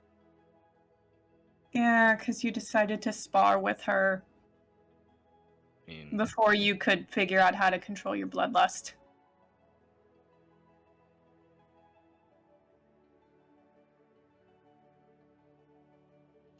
Want to marry Eleonora? yes, of course. Insight check. Make a Okay. check, Lucian. Whatever it is, don't tell us. Shit! That sucks. Well, If For only you me, were in hold the on. coven. If only you were in the coven, you could have that insight I don't. bonus. I don't. It's only an 8. I'll roll something. Just as long as it's not a natural one, it's probably gonna beat me. Well, they're both the same. So then just I'm just your roll. plus. Yeah, so it's a 20. Man, this stupid thing hit my phone. It's cocked. Reroll. I wish. Yeah. No, it's. Of course I do. What? There's no reason why. It seems like you keep trying to sabotage it. Or you've had the worst bout of luck I've ever seen. And that's coming from me. I'd like to think it's the second one, or that I'm an idiot.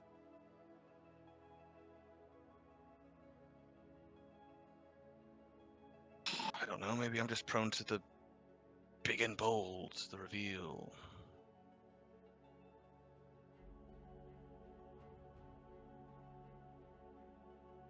What am I supposed to do? What? How do I fix this then?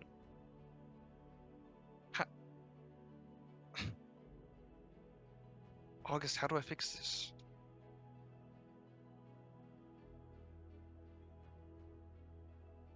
Lucian, honestly, you're starting to worry me. What? Just, you've started saying things that Don't.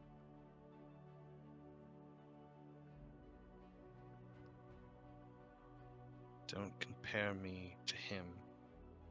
Okay?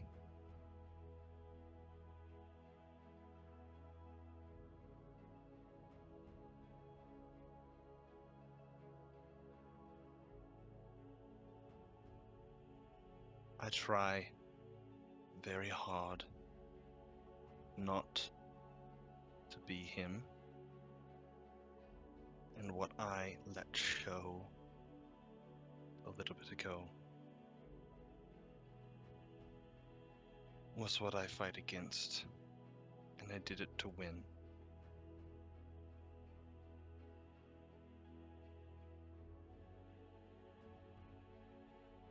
I'm not him. I want to be better, and I want to be good. winning that important to you.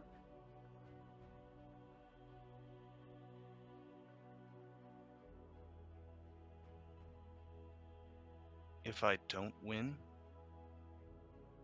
then everyone suffers.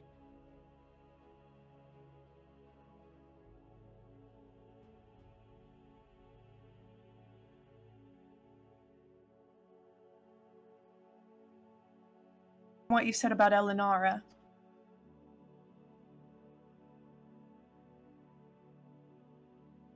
That she doesn't have a choice. Doesn't really matter. You know, what she thinks.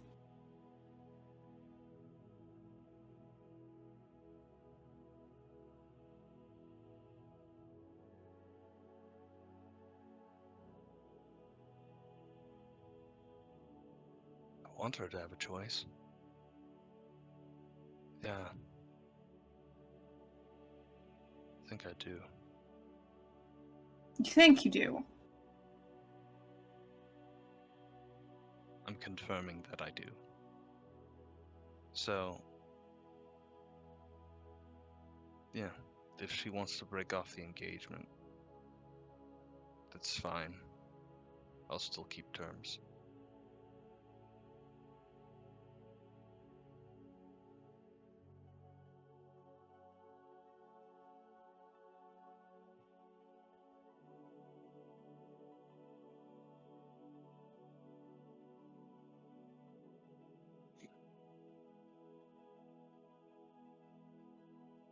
These things aren't just your secrets to tell, Lucian.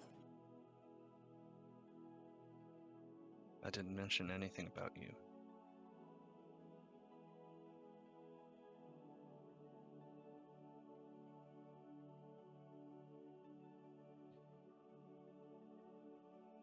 Well, I'm glad you won.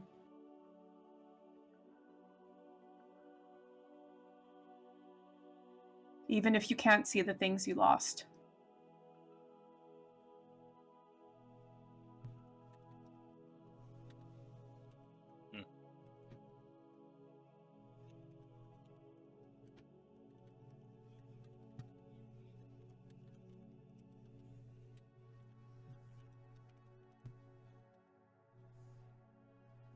All right then.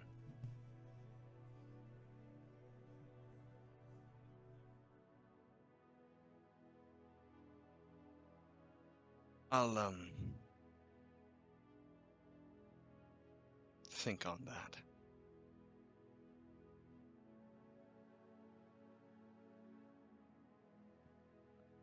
Eleanor turn- space.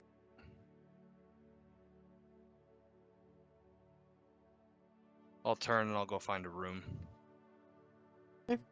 And I'll start reading a book. You enter a room, and you open the door, and do you take a look at the room, or do you just kind of enter a room and not care? Go into room, sit at table, read vampire book. Okay. You go into the room and you open the book at one of the desks along the side, and a voice behind you, like in your ear, erupts. Hello. And you turn and you see the eldest Baba Yaga. I have an idea. And that's where we'll leave your story tonight. Alrighty. So, Alright, sounds good. with I'm gonna that, have to fight. I do have to get going. Yep. So, so we will see you later, Michael. But we will be back with these two in just a little bit. So we'll see you soon. have a good night. With Lucian predisposed at the present moment, who would like to take lead here? I believe, Meredith, you are on top of the Citadel still.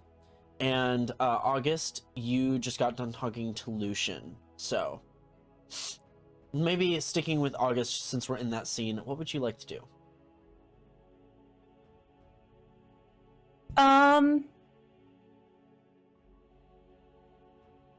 Well, Lucian left, so I guess I would go find Gwendolyn or Eleonora. Okay. You did run by Gwendolyn earlier. You could try to figure out which direction she went, maybe use some, like, tracking skills. Wait, what tracking skills? I mean, the hunts. I have no tracking skills. I did not use tracking skills really for those. Make an I guess I investigation- would. yeah. Go ahead. Okay. Oh, that's really good. You said that's so disappointed. Well, I'm just kind of sad because on the roles that I really wanted to do well on tonight, I've done terribly. Uh-huh. Like that damn insight check. But on the stuff that I really don't give two shits about, I've done really well because that's a 19 on the dice. On the Nice. die. So, 21. Yeah, you're able to spot some kind of blood splatters on the ground, able to identify that those were Gwendolyn's. And you can follow those to kind of where she seems to have retired. Okay. Guess Um, I'll go to Gwendolyn first. Okay. You do make yourself make quite a trek. It is up a few flights of stairs, though nothing nearly as strenuous as the dragon's, citadel moment. But you eventually find a room where the door is shut and the blood seems to have gone inside.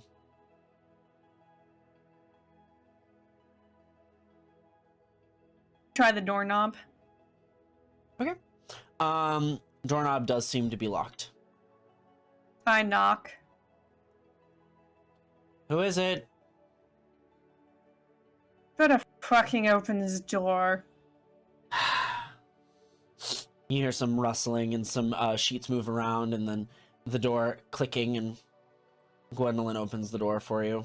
She looks to have like kind of this red viscous potion in hand that she's just kind of downing. What? She with my brother. What? What have you been up to with my brother? Lucian, the vampire. The one who's always beside me. Oh, you probably notice him more than you notice me, Have you so I'm tried- kind of always beside him. Tall, Okay. Yes. dark, and handsome. Yes, August. I'm aware of. Vampire. Fucking God. Always in the dark, broody, Do you want to come in? broad shoulders. But Seems like I you've don't got a know, lot are you on your gonna- chest. I just didn't know if you were gonna be, if the door's not open, you could be a harlot, And she like swings the door open. Come on in, August. Now, just don't. I know I'm not a vampire, but I'm also kind of undead. Don't make a move on me. I really don't want my brother's sloppy seconds. Is that what you think is that what you think happened? I think there were some blood-related things as well. But he did call you a harlot who would do anything for power, so... He did. Interesting. Can't say I ever really knew you that well. So... Could be. Well, what exactly have you come here for? Have you come for me to spill about whatever arrangement we've tried to set up? I kind of just wanted to know if you fucked my brother. Dear gods, no. Mm-hmm. Insight check. Go for it. See? That's what I fucking told you on the rolls I want to do well on. Fuck this die. Fuck you, pink die. That is a 13. She seems to be pretty honest in this moment, actually. I hate this die. This does not play into the roleplay scenario I wanted. I wanted to be mean and accusatory of this harlot.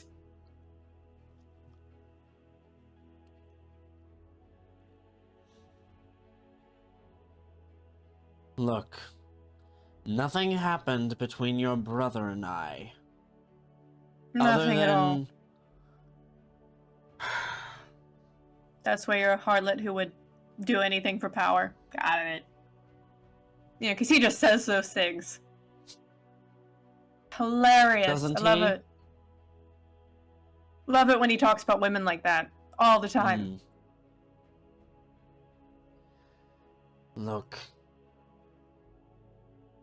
If you want to know, I was trying to get a bit of magic going for myself. Okay? That's all I was trying to do. And how did you do that? Did you fuck my brother? No.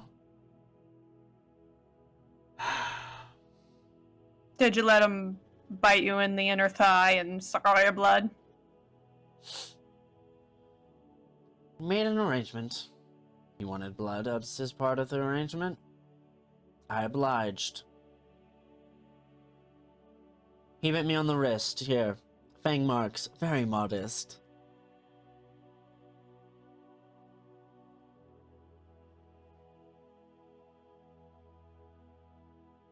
This is going on between the two of you.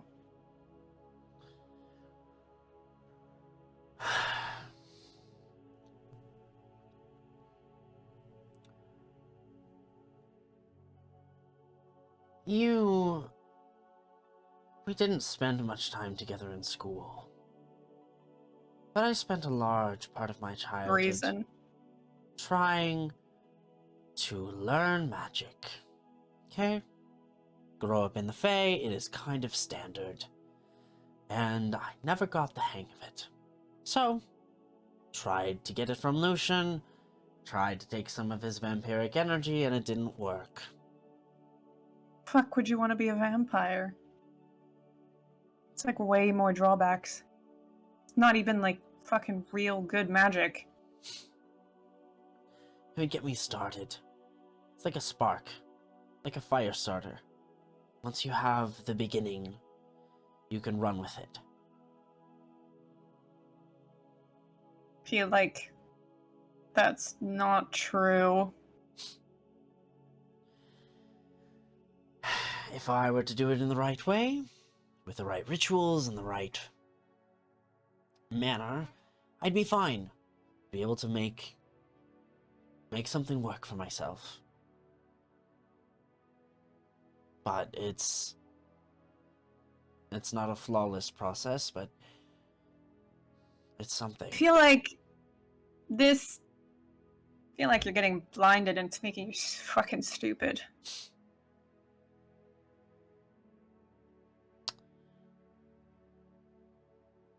You've seen my mother.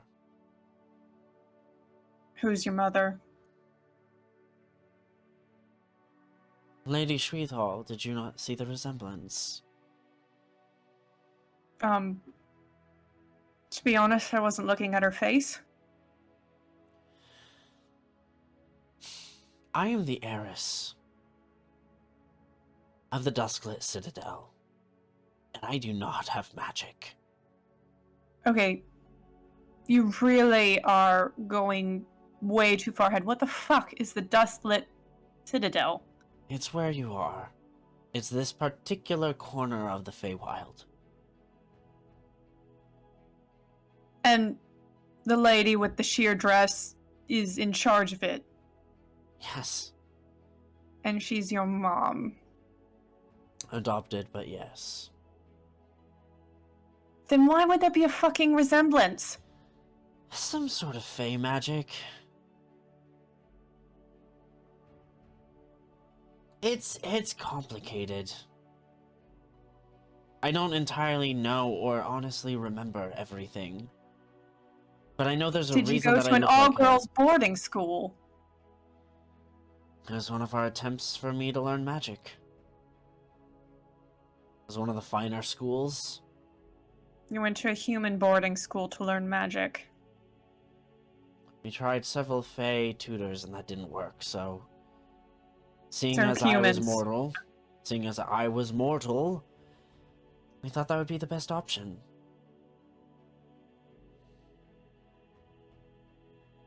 Learned a lot, but never quite got the spark.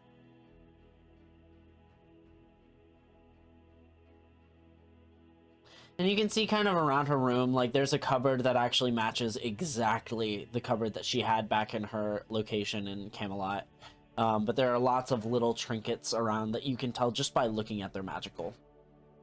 Why do you fucking care about inheriting the Citadel? You're gonna die way before your mom.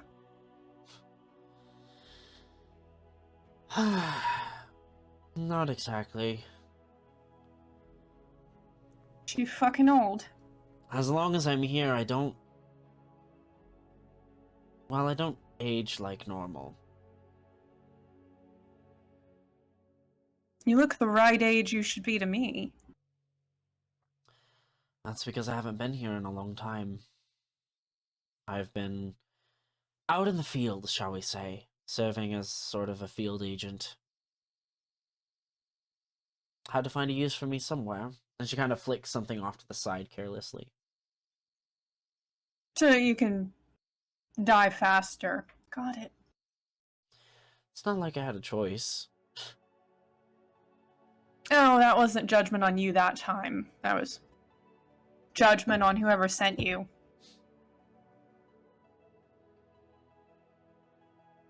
Look, I really don't give two shits about your problems. And I don't fucking care that you don't have magic. Lots of people don't fucking have magic. I want you to stay the fuck away from my brother. He's got enough fucking problems.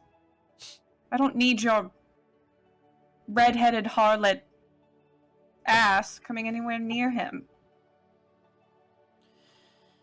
Why don't you just mind your own business? He's a big boy. Not you! He can make his decisions for himself. He makes very poor decisions. And you make better ones.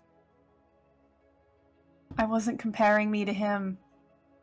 Like, like that dragon. That was a choice.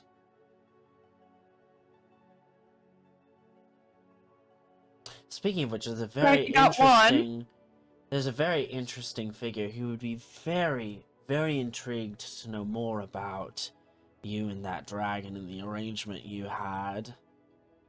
No, I got one. I got one bad decision. What are the rest? I don't know your life, but that one's pretty big bad decision if you ask me.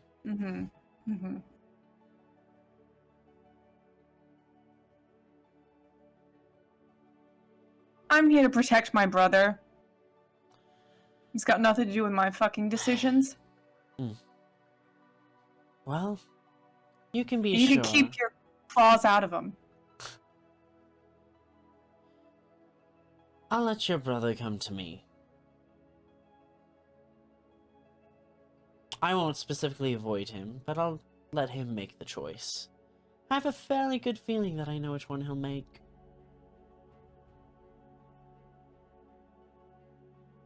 Have you started to see his power hungriness? I recognize it. I've seen it in so many fae, much like your other friend. Grab this bitch's hair. I'm grabbing this bitch's hair. Alright. Give me, I think... Yeah, we'll just say competing dexterity checks. Oh, okay. I could do that a little bit better. Come on, dice. Wonderful Okay, girls' night we having. This is a real girls' night. I'm about to rip that bitch's nails off. 18? Not Eleonora, hold on. 18. I think you win, but I need to double check here. Yeah, that's fine. Yeah, that's only a 14. So yeah, 14. This bitch is going down. Okay, you grapple her, what do? You just grab her hair? I figure it easily turns into a girl fight. Okay, yeah, fair enough. Yeah, there's a lot of hair pulling, and she tries to bite you at some point. Which you notice. I dig my nails in. It's vicious. Oh yeah, it's rough. The blows going back and forth, the scratching, the clawing, the hair. I mean, like, both of you are sufficiently marked at the end of it. You both got a few scrapes along like your face. Tumbling into the hallway. Meredith, you hear from like 4 floors above you. Oh wait, no, 4 floors, but like closer to like 200 floors below you. But yeah, I still hear it. I had one teacher. He was a former Marine, and he said, I'll pull guys fighting apart because it's just macho, it's just for show. But girls, they're going in to kill. I don't pull those fights apart. It rolls out, and it's true. I've seen them take down the principal too when he tried to get them apart. Girl fights, you don't play. No, once girls get to that point, yeah, it's not pretty. It's barbarian rage levels. It is. It is. Oh no. And nobody's safe. I guess I hear it, but I'm just kind of like, honestly, I have no idea what the fuck is going on. Like, does Frayne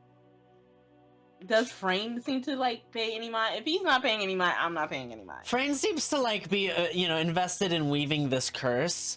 But Yeah. Frayne does say, sounds like people are having fun down there. What a terrible guard. Yeah, that's what I'm saying. Like, if it's not to the point where like he has to get up, then I'm assuming someone is just throwing hands, and that's just what it has to be. Throwing hands.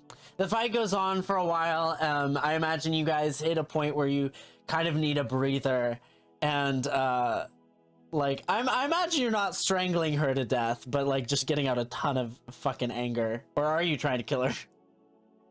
She runs away, I'm chasing her down, and I'm grabbing her hair. I'm gonna rip that shit from her scalp. It usually takes interference to get them apart. Oh shit. Okay. Yeah, she begins to run. She runs away for a bit, and like, you just chase after her, till finally, like, you run into a hall. You're able to grab her hair again and like kind of slam her to the ground, and the door opens, and Lady Schweethall kind of walks out and goes, "Girls, Her mother. girls, what the hell is going on?" And you can hear like a voice from inside, this pulsating voice of Queen Merlin, like,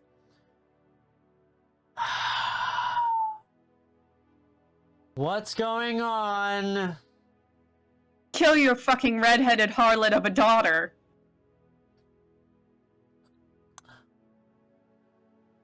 Harlot, what have you been up to? And there's like a grin of like pride that stretches onto her face. What angles have you been working, my love?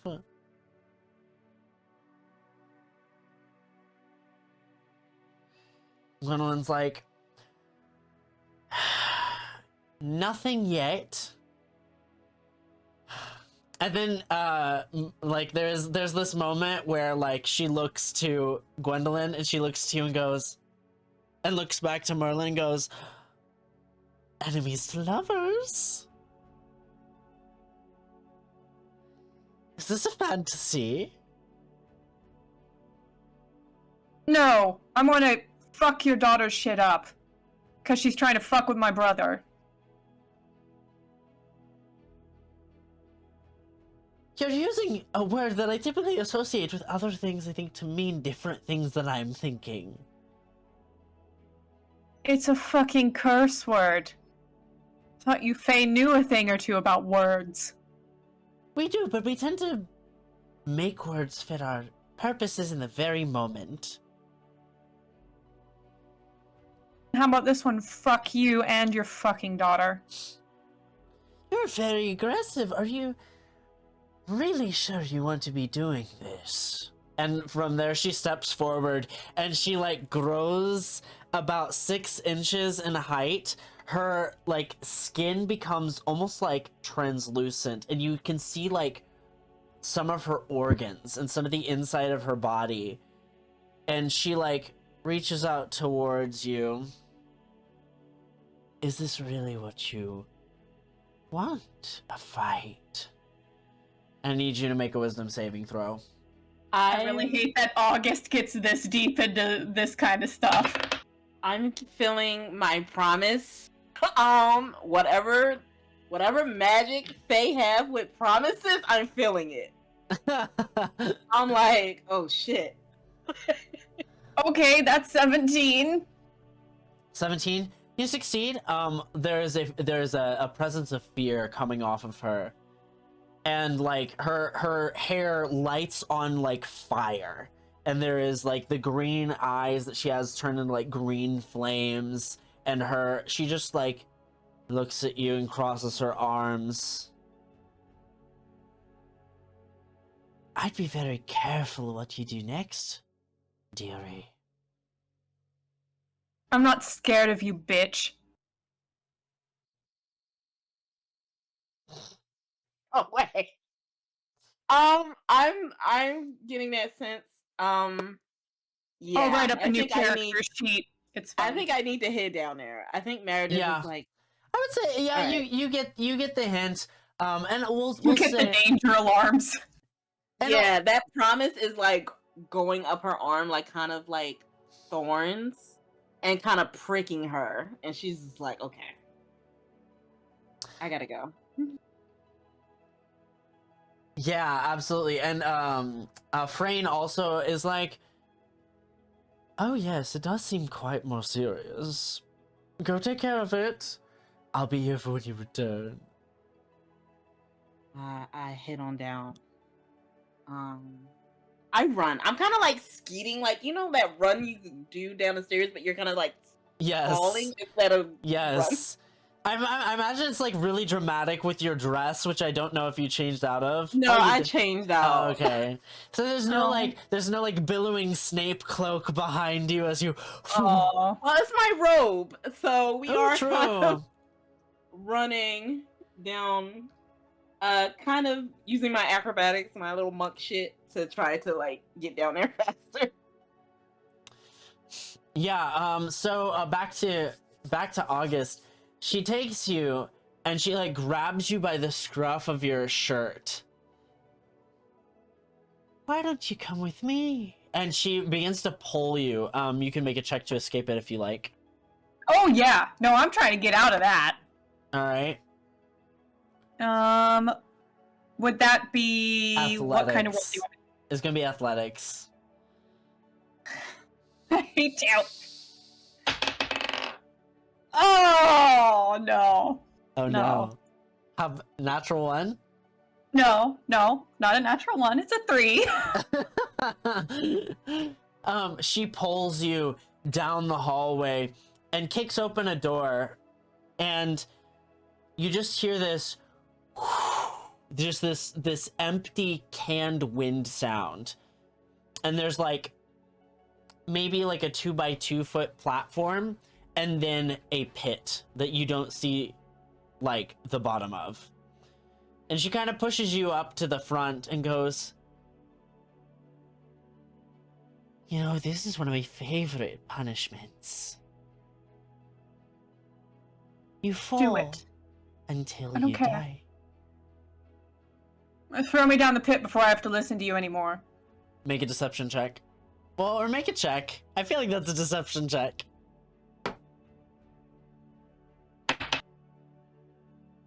29. She goes,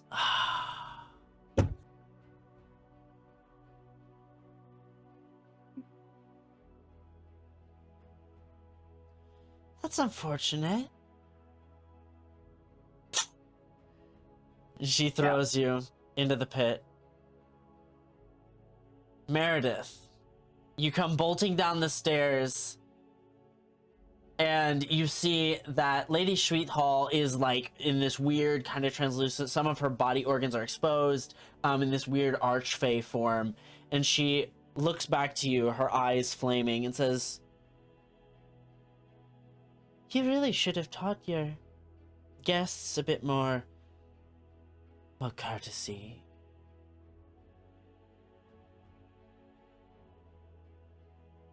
What did she do? Or is it Lucian? She attacked my daughter. Which on its own, yeah. But then she had the gall to stand up to me.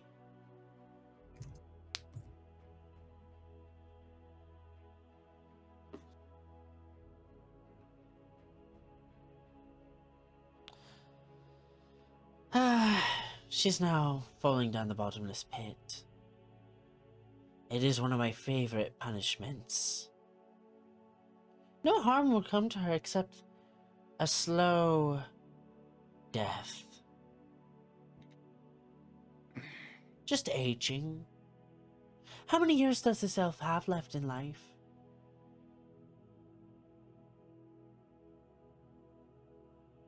Lady Sweetheart, maybe we can come to an arrangement.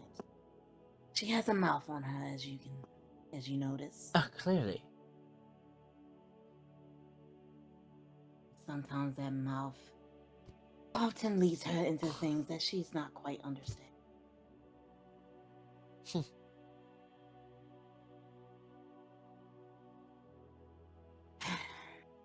I kind of like look down the pit. I don't see her, do I? No. She gone. She gone. Meredith kind of does chuckle at that though, but she kind of just like, why would you do this? You're so fucking stupid. Meredith literally says it out loud. Like, ugh.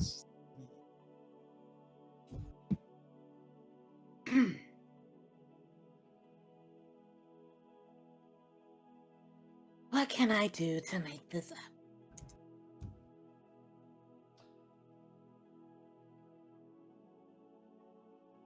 Lady Sweetheart says, To be honest, I'm not entirely sure at the moment. Let me talk with my council. And she, like, leers at Queen Merlin through the door. I'll get back to you in like an hour. I look back at her. Nod. She has time. And I kind of just close the door. And just as long as she's not coming to harm per se. It's a very slow. Gwendolyn is kind of sitting in the hallway, just like looking at the door, and she's just got like this blank face. Lady Sweetheart's retired to her room. I walk up to Gwen. Look down at her. You shouldn't have fucked with her brother.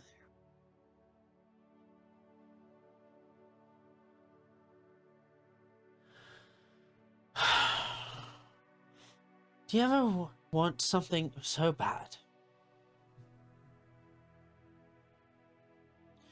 that you will claw your way to having it no matter what? Of course, why do you think I'm here? I'm just looking for an avenue to have what literally everyone else in my life has.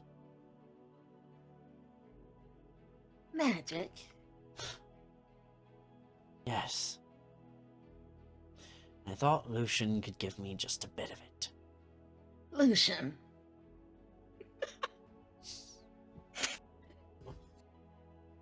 Mr. Sad Boy? Really? He's host to some eldritch and arcane energy, not to mention the vampirism. I was planning to leech it off of him, but well, he seems very resistant to even my most potent of rituals. I kind of poke her in the head, like kind of nudge her forehead. Ah, And did you forget about our fucking pact? I told you not to go after what is mine.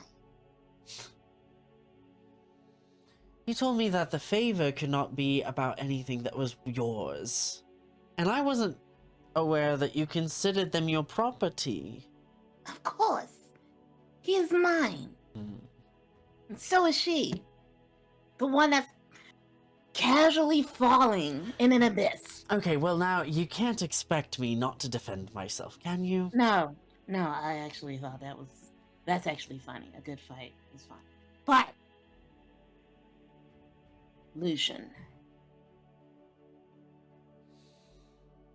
And is that what the favor that you wanted from me? To get you magic?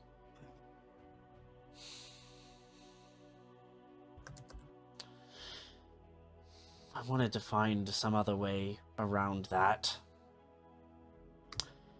The truth is that, well, you remind me of someone who I now know to be quite powerful. And I wanted to save it for a rainy day.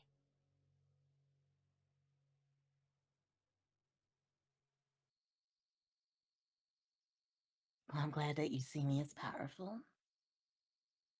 I worked very hard to get here.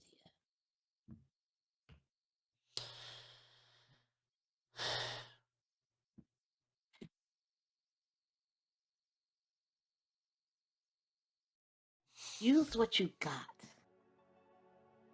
You don't have to. If you didn't have magic, you have whatever brain is left. All the brilliance in the world and still can't fucking cast a prestidigitation spell.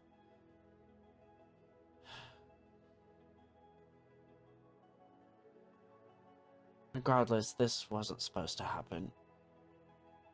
And she looks over to the door again. Why does she not know when to stop?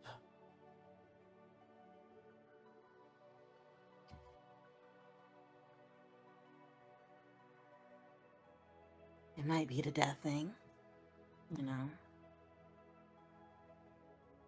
You can't really.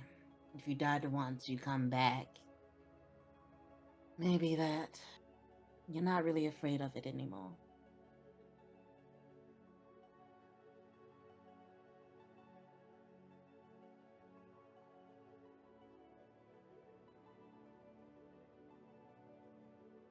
Suppose. This is not death.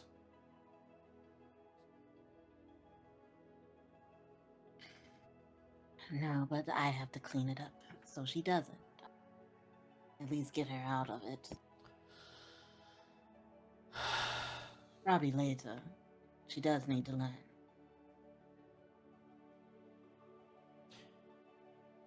We'll go ahead and shift the scene over to August. You just continue to fall. And fall and fall for a while. Yep. Falling. As you do so, what kind of state do you feel like you slip into after a while of just continually falling?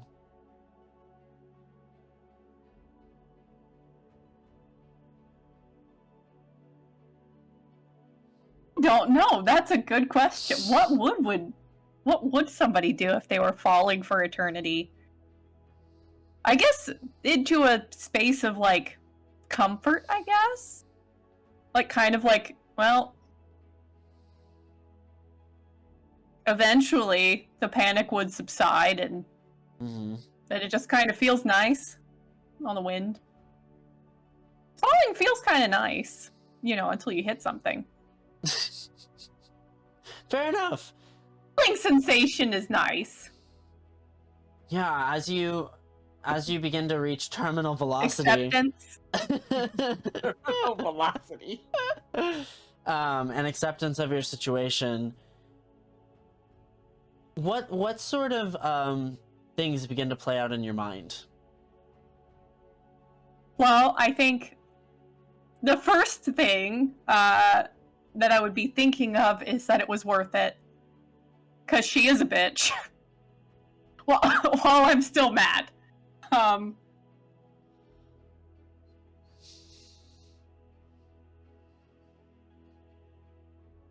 I don't know if I would eventually start to think I was stupid for doing that. I think I would start wishing that it would just happen. Like that you just die? Yeah. Like, I don't want to be like this until I die of, like, dehydration. Mm-hmm. Like, if I could just hit something and die instantly, that would be the best way out of this. As that thought comes to mind, there's this protruding feeling that the pit almost has kind of a life of its own, and it will absolutely 100% deny you that satisfaction. And it almost like taunts you with it. It like dangles it like a carrot in front of you. Just pisses me off even more. I guess then I would start thinking, You know, back when I had wings, I could have just flown out of this pit. Hmm. And how stupid it was to try to escape the Baron. Hmm. And I could have kept them. And if I just, like, obeyed him, and if I just obeyed Lady Shweethal, and just did what I was supposed to do, like a good girl, then I wouldn't be in this situation. As you begin to start thinking a little deeper, the red hooded figure kind of like shows up and the world turns red again. As red as, you know, pitch black, bottomless hole can be. It's more, red is more of a feeling. Yeah, there you go. And this time the figure's a little bit clearer. She clearly has a feminine form and takes off the hood, and you realize you're staring at you.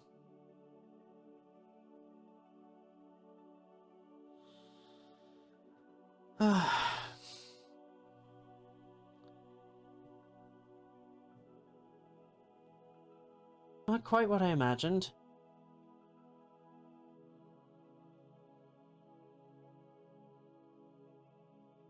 What my hair looks like from the back. Yes, yes it is August. Can you manifest a floor or something that I could crash into? Make No. it quick. Unfortunately. Aren't you death? Or something similar? More like an echo of a feeling. You know, your family, hereditarily at least, has a... Well, they have a little bit of a link. An odd sort of thing about them.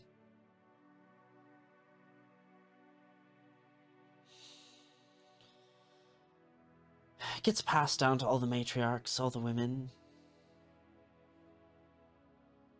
But there's a certain power over death that just kind of comes naturally to you. And with the power of death also comes a little bit of life. You control one, you also control the other. I kill myself then before I starve to death? I suppose you could try. However, that sounds very depressing. Starving to death sounds more depressing. We could also try to find a way out of this.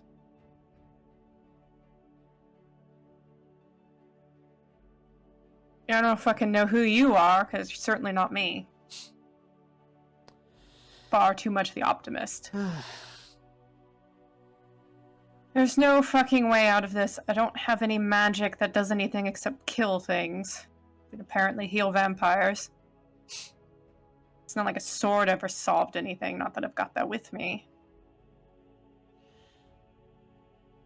You know, and the hooded figure, or the you, the not quite you, kind of like falls a little closer to you and goes, you know, there's a way to rework the magic. The magic to bring around more life than death, if that's what you want. No, I kind of just want to stop falling. I'm getting a little motion sick. Fair enough.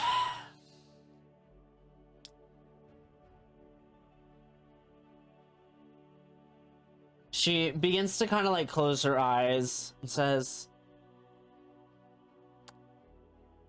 how's this? Go ahead and give me a wisdom check.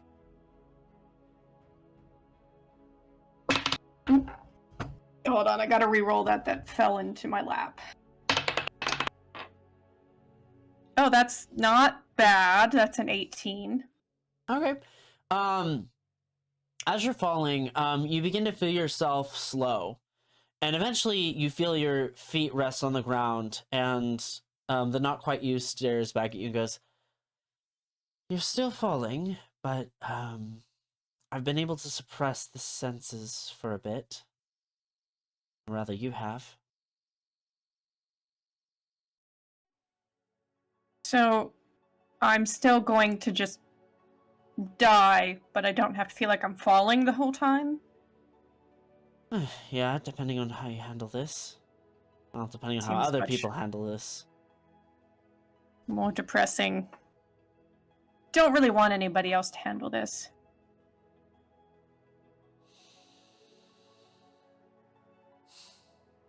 Why do you feel like you have to do everything alone? Well, if I get myself into situations, I should be able to get myself out of them, or else I shouldn't have gotten myself into them in the first place. Would you have gotten yourself into this situation in the first place if you could go back and change it?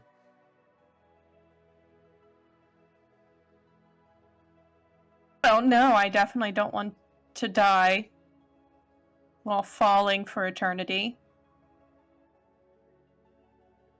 So what would you do to get out of the situation? To get out of the hole. I don't know. I don't have anything that can get me out of a endless, bottomless hole. Well, if you had to convince somebody to save you, what would you do? The whole point was I wouldn't. Because I would do it myself.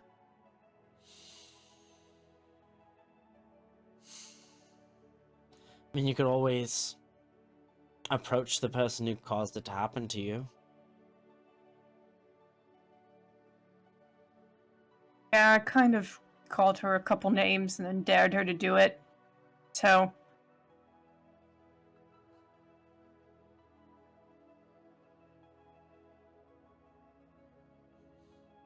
I'm sensing something in my head, something that you recently said.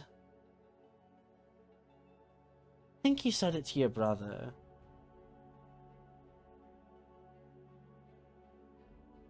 Something along the lines of, why must you ruin your life?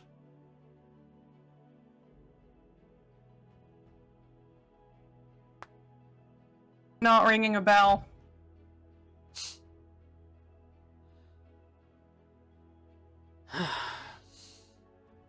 Well, we've got some time to think on our place in the world.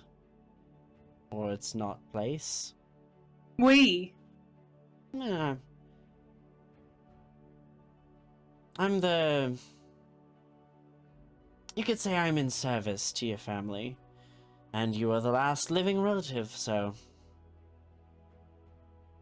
So... if I die, you're free. Not quite. My essence is bound to yours, so if you don't have any children, or have anyone that you latch me onto, I die with you. No, I'm not going to have children. Hmm. Certain component you need for that. It's not happening. Yeah, I've caught on to as much. So... you're gonna have to see if I have any distant cousins or something. Oh, I think we'll be quite satisfied if you can get yourself out of this. I can't get myself out of this. I've said as much. I'm in a fucking hole. That goes on forever. For someone with quite a bit of persuasive penchant, you really are reluctant to use it. To you? I don't even fucking know you. I don't fucking know you. It's the Feywild. A million things can happen. Nothing here is an absolute. Oh, right. Okay. Magic mirror. Please appear. And save my derriere.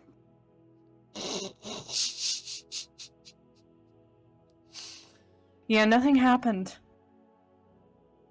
You no, just kidding. um, there is. You can hear me down here. There, the not quite you laughs a little bit, and we'll take that kind of opportunity to shift over to Meredith. So, you talk with Gwendolyn for a bit. Is there anything else you wish to talk with Gwendolyn about before Lady Shweethall makes her way out of the room? I do ask her. What is it that you want to do, Gwendolyn? Adopted child. Expiring spellcaster. What is it that you want to do? I want to be able to protect myself. I want to be able to become an archfey through whatever means I can. I just want to feel like I'm not so out of control. Like everything around me is moving without me saying so. Without me having an impact.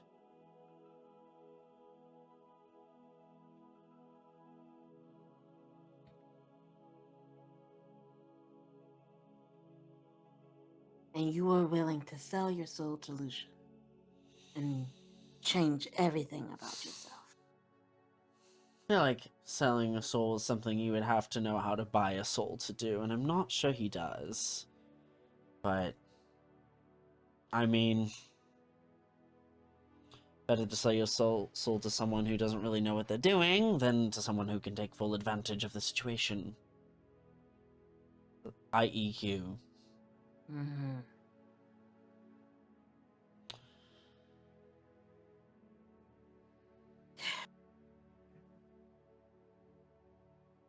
It's better the devil you know than the one you don't.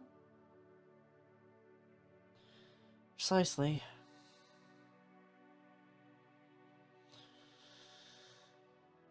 Well,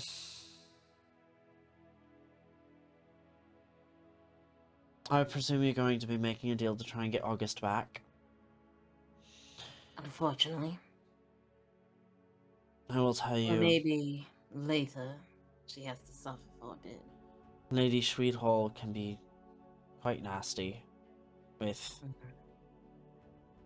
what she requests.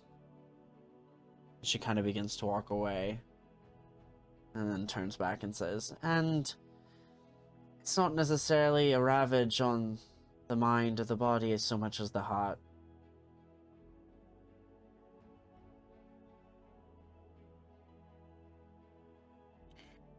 Well, Gwendolyn, you still have a favor. And I'll just leave it at that. Okay. Lady Shweethall comes out and says, I have a delicious idea, my dearie. I'm excited to hear it. I will bring back August. And will give you the tools to rewrite her memory.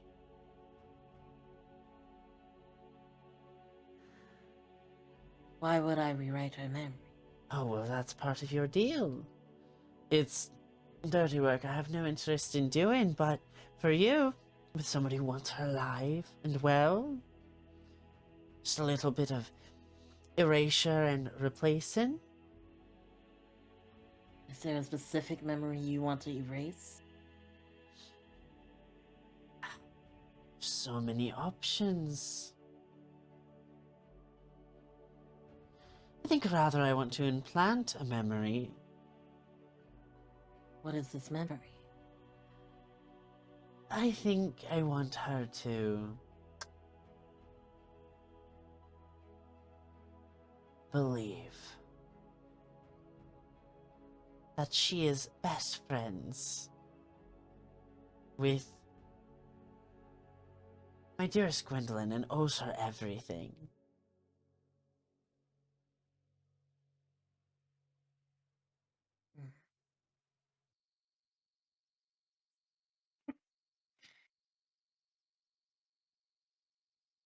think that's more of a curse than the hole.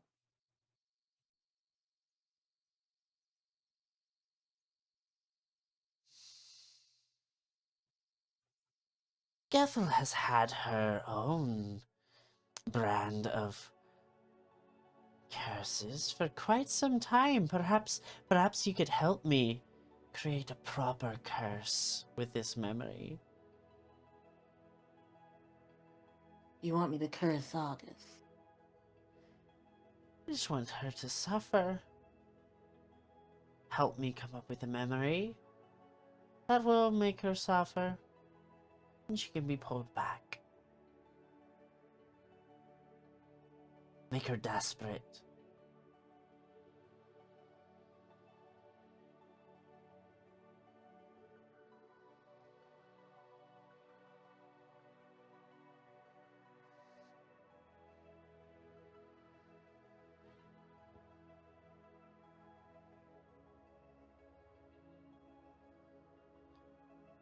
Lady Sweetheart,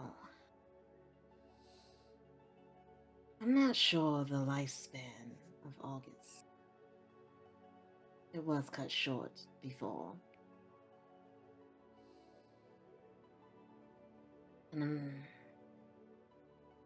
Twist of circumstance, I brought her back.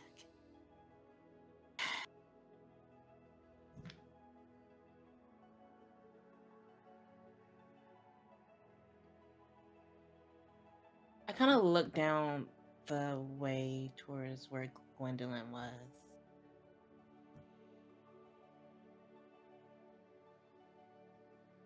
Do you want your daughter to be powerful? Do you want her to ascend? Well, regardless of what I want, I think she will in due time.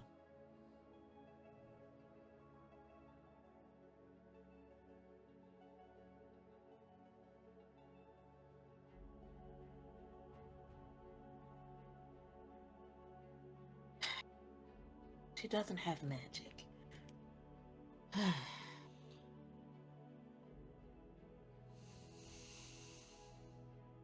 She doesn't. And she wouldn't accept it from, well, the other bone hag. Yeah. Wait, what? What bone hag? Do you not see it, dearie? You're walking in the very footsteps of your predecessor. Not Gethel, but the one she sired before. Mavis Reed is another bone hag, and you are walking a quite similar path to her own.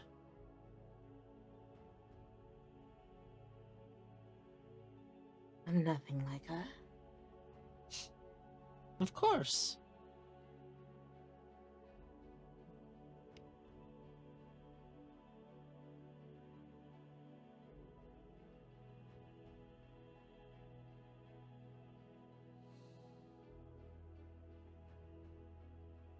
If You know I what? can... You know what?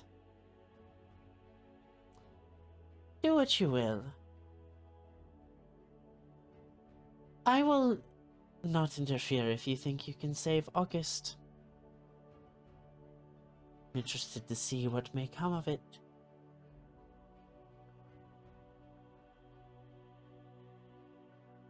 You might not need my help after all.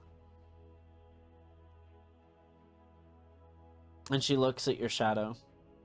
Yeah, I was thinking. Ugh.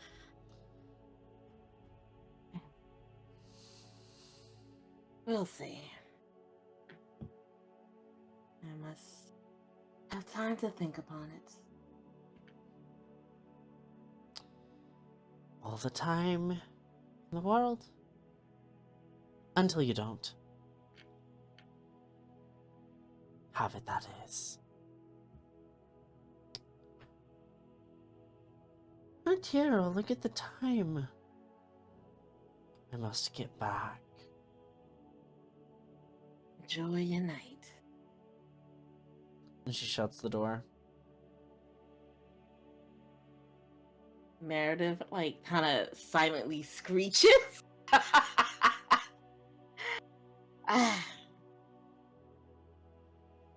And she will open the door.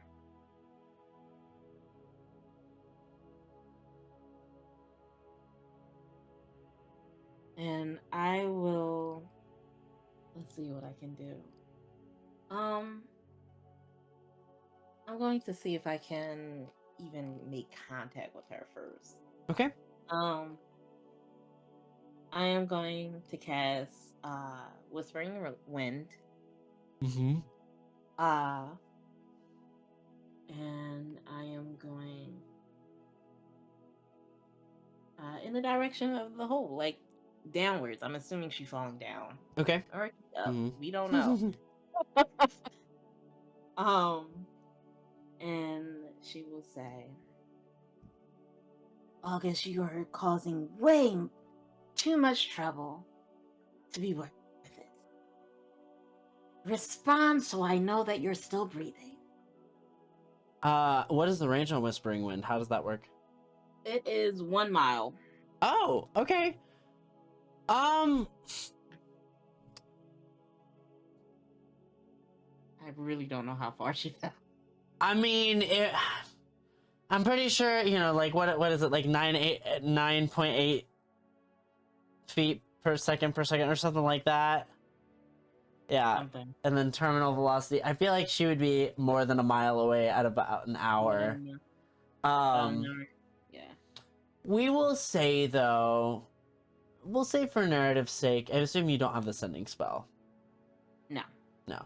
We'll say for narrative, it's the Feywild, and also you're speaking into shadows, so we'll let it go through for narrative's sake, but the spell does go through. Yeah. So, August, you can respond to that if you like.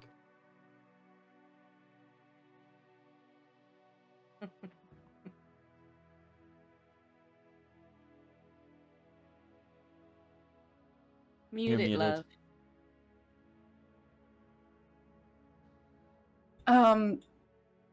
Yeah, I'm not fucking worth it.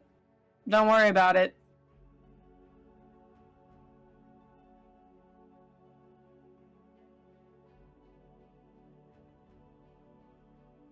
I did not bring you back just so you can throw your fucking life away. And then I'm going to have to deal with Lucian's voice. You may not care about yourself, but he surely does. Multiple people do. Technically, Sweet Hall threw me away. But you My life away. You insulted an archfey, someone much powerful than me and you combined.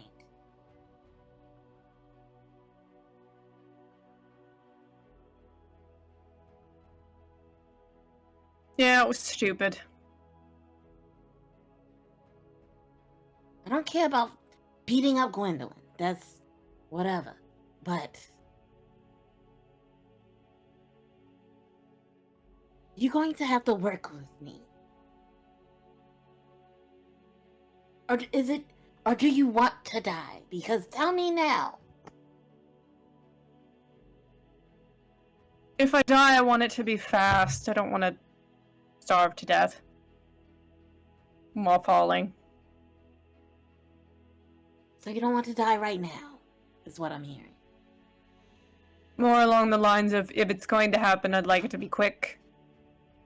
So do you want me to tell Lady Sweetheart that you'd rather just be beheaded? That's quick. I've done it. Or would you want me to do it? I was thinking more along the lines of there being a floor down here.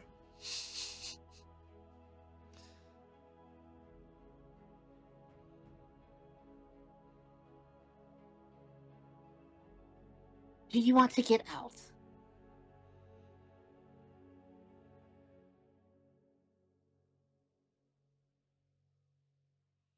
I can figure it out myself.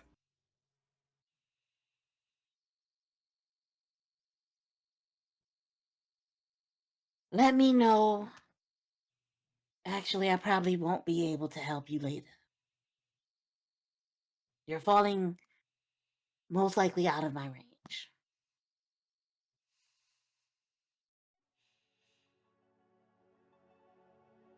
Get out of the fucking hole. No, I would if I could. Kind of got myself into this situation though, so should probably get myself out.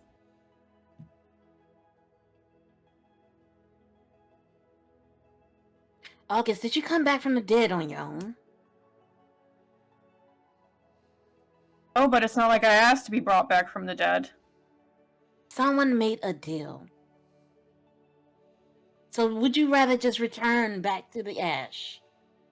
Is that what you want? No, Stop but I also beating don't around want the anybody's fucking help. bush. I don't want help. Enough people have helped me. I don't want any more.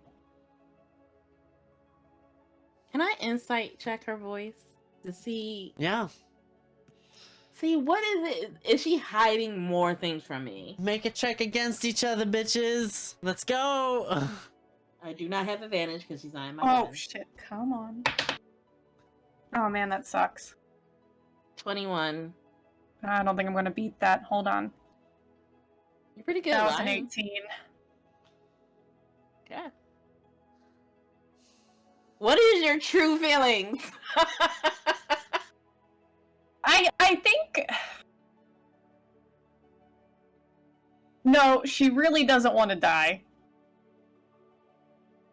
But she doesn't want anybody to fix things for her. It makes her feel like a child. Okay. And it makes her feel inadequate. And like a burden. Okay. Oh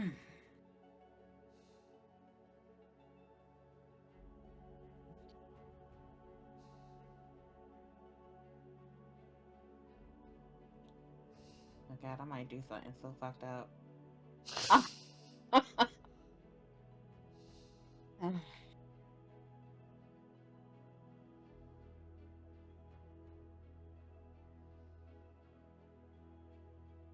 If you want to suffer, there's a different way than just falling down a hole. You can get yourself out.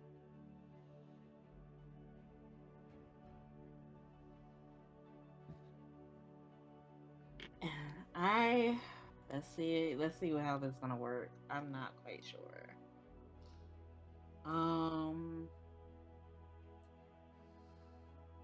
What you doing? What you doing?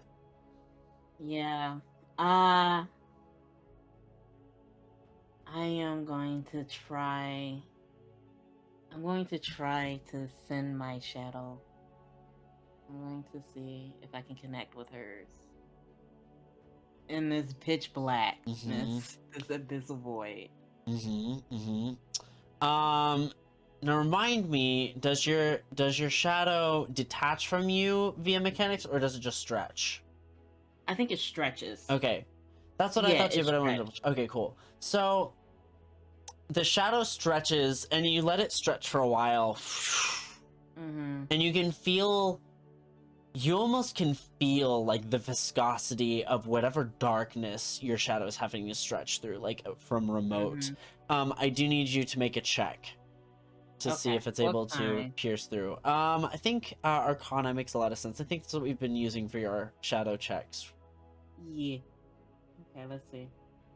Do I have advantage or normal? I don't know how this. This would be normal. Normal? Okay. 17. 17.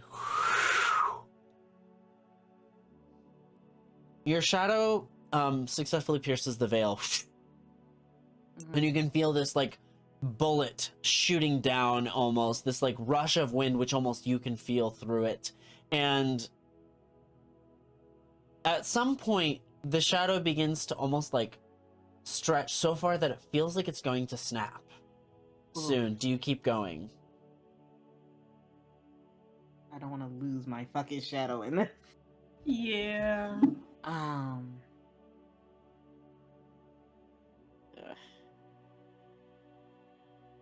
And I don't think I can move closer to this fucking door without falling in myself.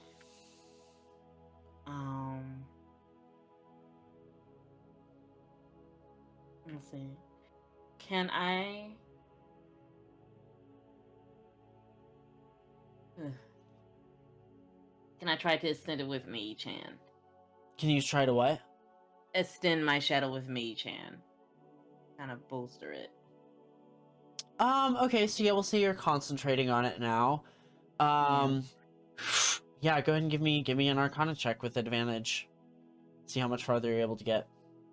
Yeah, before I feel that snap, I don't want to feel it. Mm-hmm. With advantage, 17 again. 17. It extends another bullet's length away, essentially, and you feel it stretching again. It almost is like creaking, and you can almost feel like this like tug on your shoes as it's like almost like someone's got a string attached to your shoe and is pulling it ever so lightly. Okay. I will. Meredith sounds very tired as she's trying to speak. August, try to reach for the door. Just try to get yourself up. Imagine yourself clawing out of this.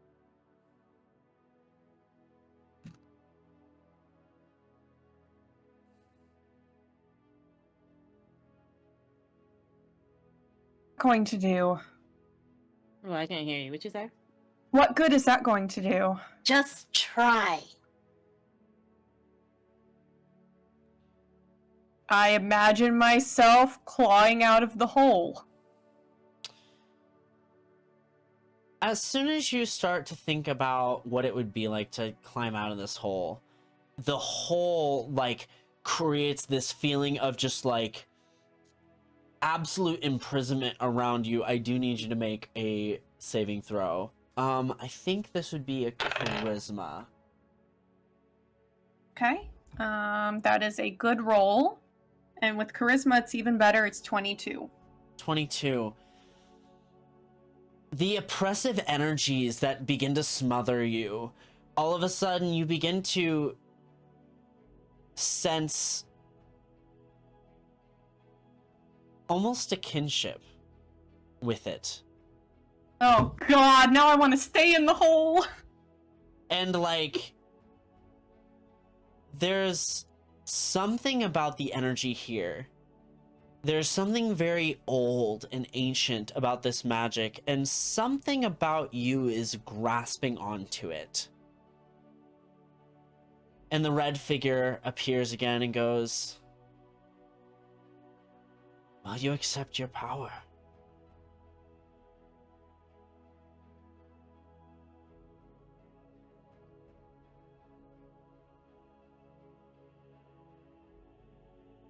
I think you're muted again. It's like your sound going in and out. Oh, okay, I'll have to figure out something. Maybe it's my connection or something. I'll move my mic closer. I don't think the hole wants me to leave. I think you have more power in this situation than you realize. And you feel like your back begin to prickle.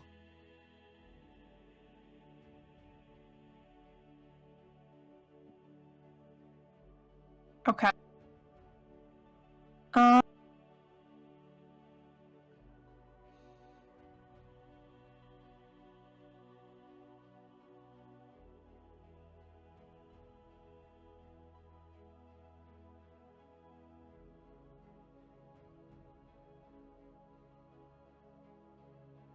Supposed to do?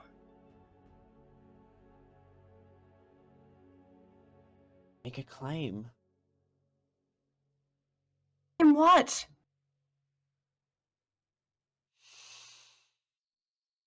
You need to make a claim of worth. of self-worth. That's stupid as that sounds.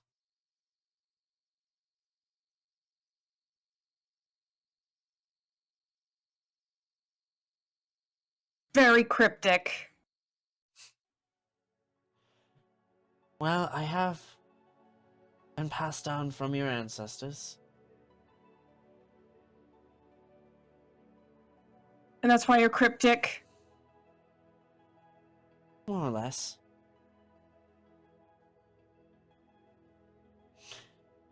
Do you feel that? On your back?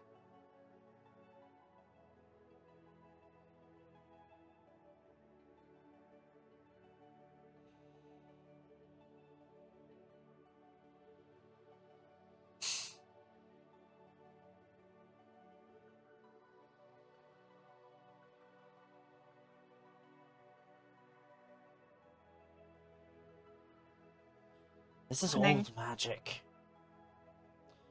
Older than your line. And something about it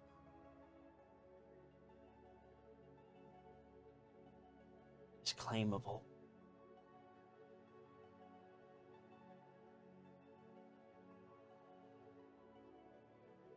Don't want it.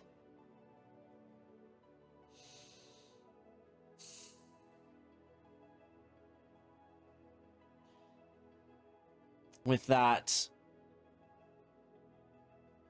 Meredith, you can feel your shadow just about to snap. Yeah, I don't see August, right? I don't connect with her. There shadow. is you don't know what'll happen. You know that your shadow retains some of your intention. So you could try to trust your shadow to do something, or you could Yeah, no, because it was like feeling like it was in pain, correct? mm-hmm. Yeah. It's kind of like a rubber band. It just snaps back at me. And the melding feeling you feel, August, changes. The red figure fades, and you go back to falling. And then you hear a whispering voice. I'd love to collaborate. And that's where we'll end session. I don't get out of the hole. I want to get out of the hole. I want to start next session in the hole. That's it in the hole. I've tried, baby. I tried. I was trying to connect. I tried. We're in a deeply personal moment. You're gonna I make me get back in that headspace next time? Yeah, that emotion. All right. Well, if we push through, we'll push through a little bit longer. Let's see where we get. Okay. So, I don't want to start in the hole. Will get involved, and he'll probably throw a rope down there. Oh, that rope ain't helping, huh? I know, but he's gonna do it anyways. uh, Or he's gonna jump down there because he can't die. I don't know. Get you. He's gonna do something Mhm. stupid. I'm trying to connect, B, but I couldn't do it again. Snapping. it wasn't quite a high enough check. Yeah. It was close, but just not That's quite. fair. You tried. So August, as you sit there, from the darkness, there is a figure that's just kind of like, shaded and difficult to see, but it's just kind of winding. It seems to be working at like a spinning wheel, floating alongside of you.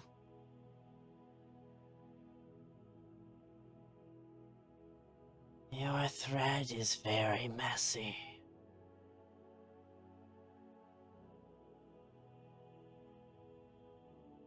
Can Can I grab that damn thread that she's working on? Like it's a rope? Sure, if you want to try, yeah. I want to try to grab the thread. You reach out like a towards to grab lifeline. the thread. Yeah. As you do, the eyes light up this like gold color. And interesting. The string, which was previously being spun kind of this brown, just kind of mundane color, becomes this black with gold speckles that you recognize as like kind of your magic signature almost. I can tether you for a price. Paying any fucking price. What did you expect? Something free?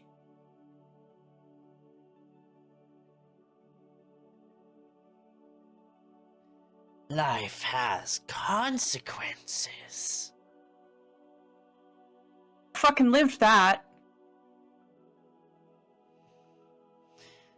And what are you but a poor spirit destroying her own life? I am here to help. And fucking start destroying my life. It was already on that path. I know. And in this weird kind of creepy, like, grandma way, cups her hand to your cheek. Let me make it all go away. Get that hand off of me. I'm not smacking it. I'm just don't want it. Don't want creepy grandma hand on me.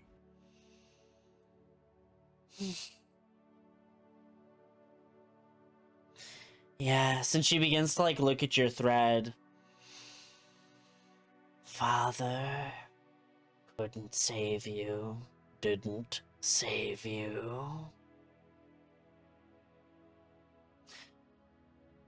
Brother abandoned you. Tortured by the person who was supposed to father you. Murdered. And murdered. And murdered.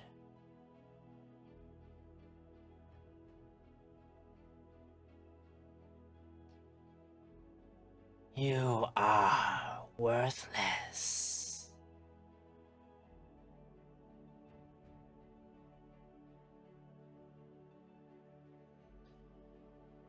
You are a failure. Let me help you succeed.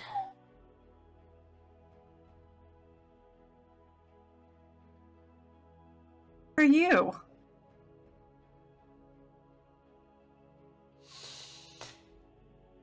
No one of your concern. Very much my concern, since you seem to be here to judge me.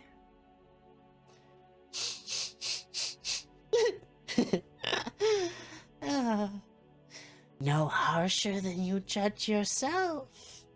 The thread reads clean to your soul. I'm not telling you anything you haven't already told yourself.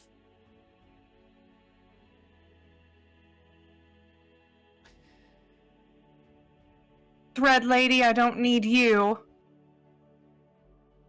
I don't need you to tell me anything.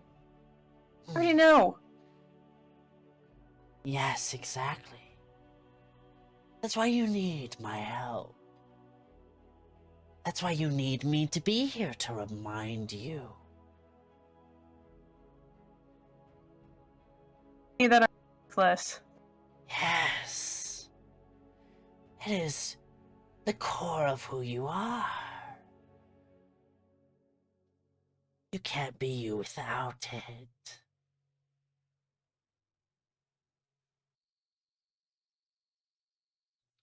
helpless.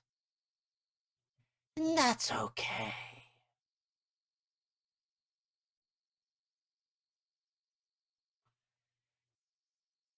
Is this figure hooded, did you say? No, this appears to be almost like a balding old lady with like wrinkles on their wrinkles. Okay.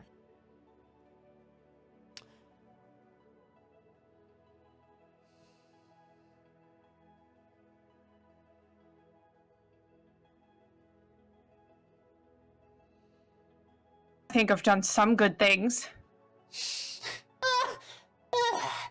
Like what? Entertain us. Brought Eleanor back to life. Not fully. I was a vampire before I did. It's not like I could make her non-vampire. I don't have that. And you've introduced another blood parasite into the world. She was already a vampire. I just made her not a dead vampire. So she can feed on people. Even your good intentions don't work. Try again.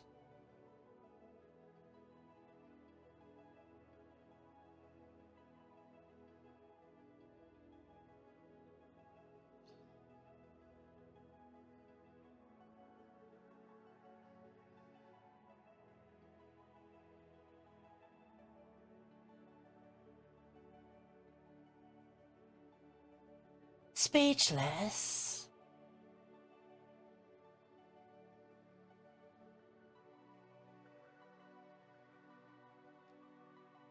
No. Something.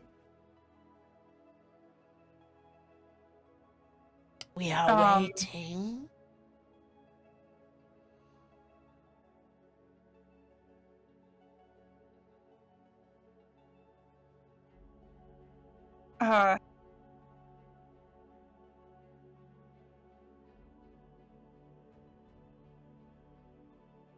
What? I don't know you anything.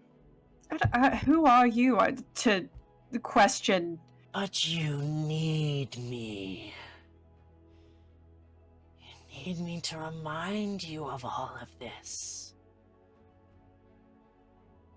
So that you understand you deserve this life of pain.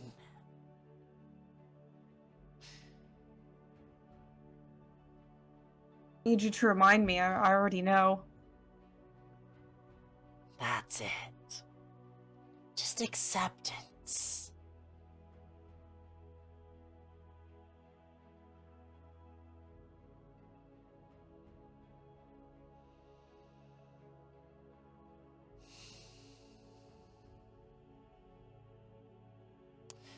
You can see she like begins to take the thread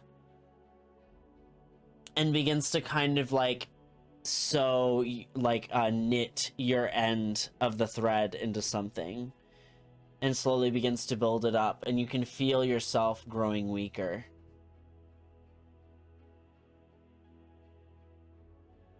The blame for Dorian. What's that? I took the blame for Dorian when he got caught with that boy. Obstruction of justice. That was protecting my brother. Consequences are natural.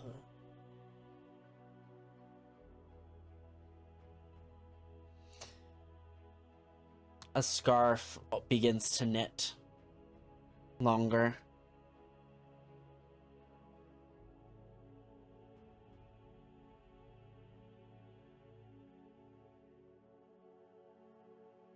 Go on.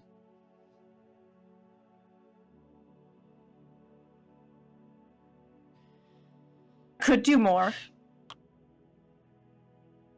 And what would you do?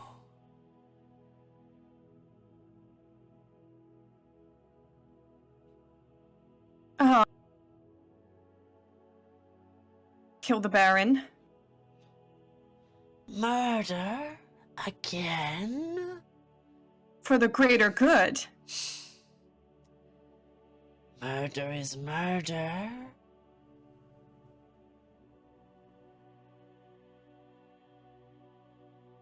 Kills and hurts people. The world would be better without him. You just keep telling yourself that.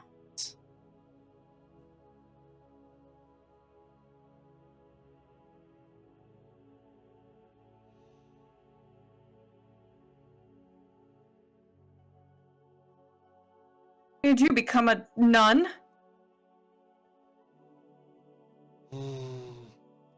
Self-righteous. Arrogance. The worst of all of them. I'm supposed to be arrogant and believe myself worthless at the same time. That's an oxymoron. You can't say that.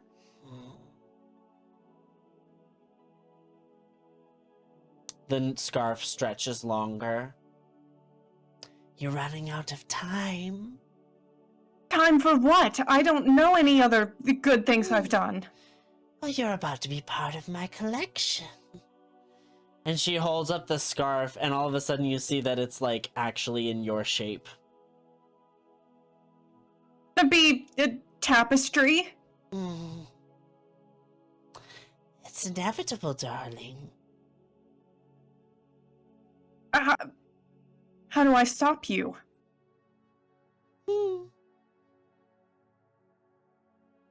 I try to grab it.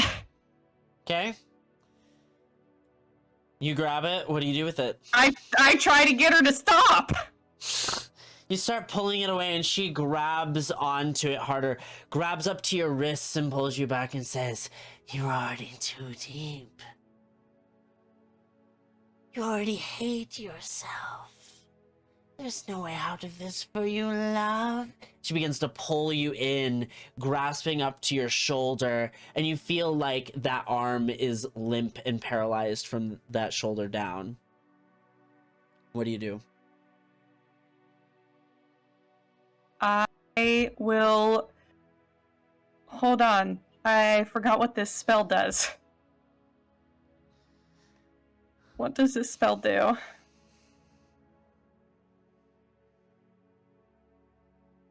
Oh, that might be not a good thing.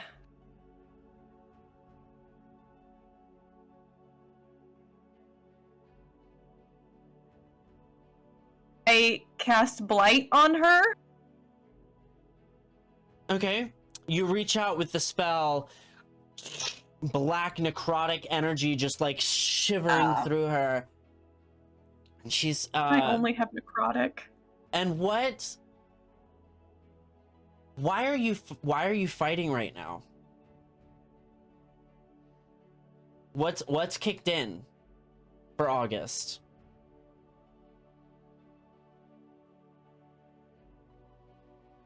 Definitely survival instinct. Get this lady to stop turning her into a scarf. So in order for this survival instinct, something has to have shifted for August.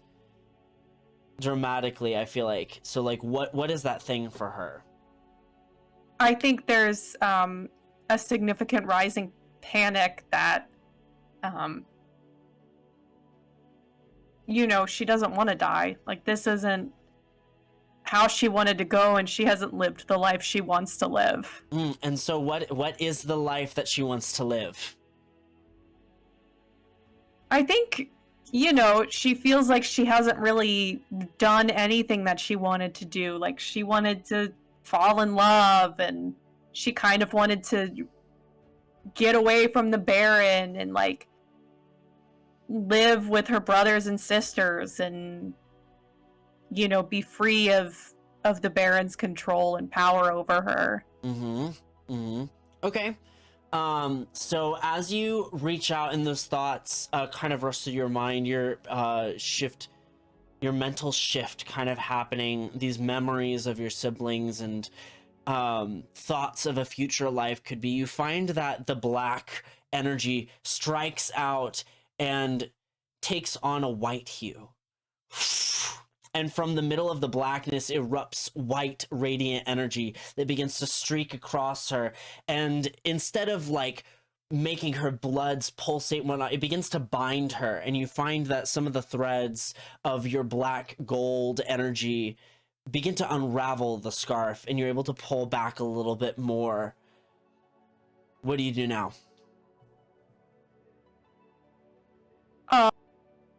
Would try to unravel the scarf. You can sense there is a mental aspect. So what are you thinking? What is the thought process of that goes into unraveling this scarf of essentially self-loathing? I think there's definitely anger. You know that her fate was in somebody else's hands, and it should be in hers. I guess it's a righteous anger. Pull a little bit more away, transitioning the black thread to a radiant white gold. A little bit more. What else?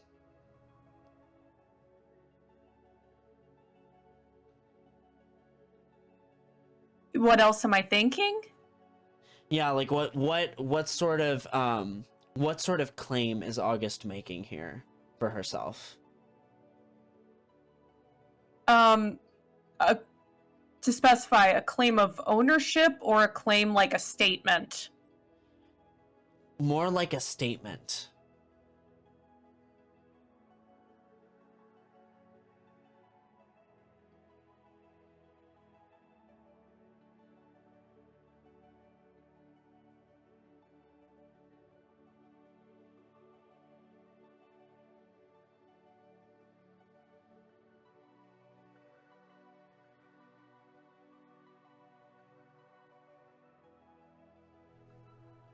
I guess a statement of...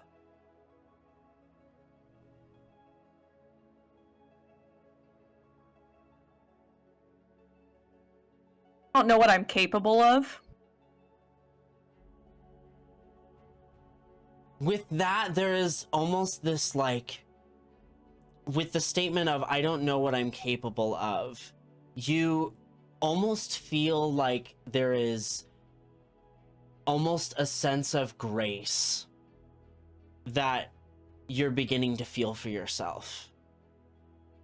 You know, the beginnings, maybe not the action of, but like the beginnings of perhaps forgiveness and perhaps a little bit of atonement that you can pursue. And with that, the threads begin to unravel lightning fast, and the figure begins to just kind of like be paralyzed from all of the white radiant energy that you've managed to produce in this area.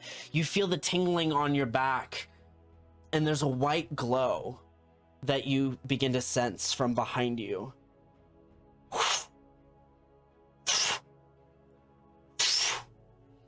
You hear feathers.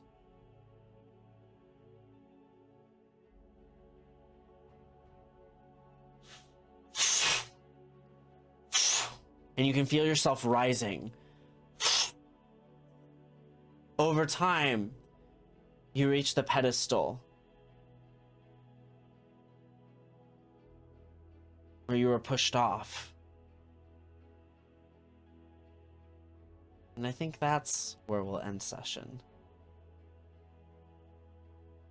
Okay. At least I'm not in the hole. And we can talk about what happened in between sessions. So, thank you all for watching, and we will see you next Wednesday. Bye.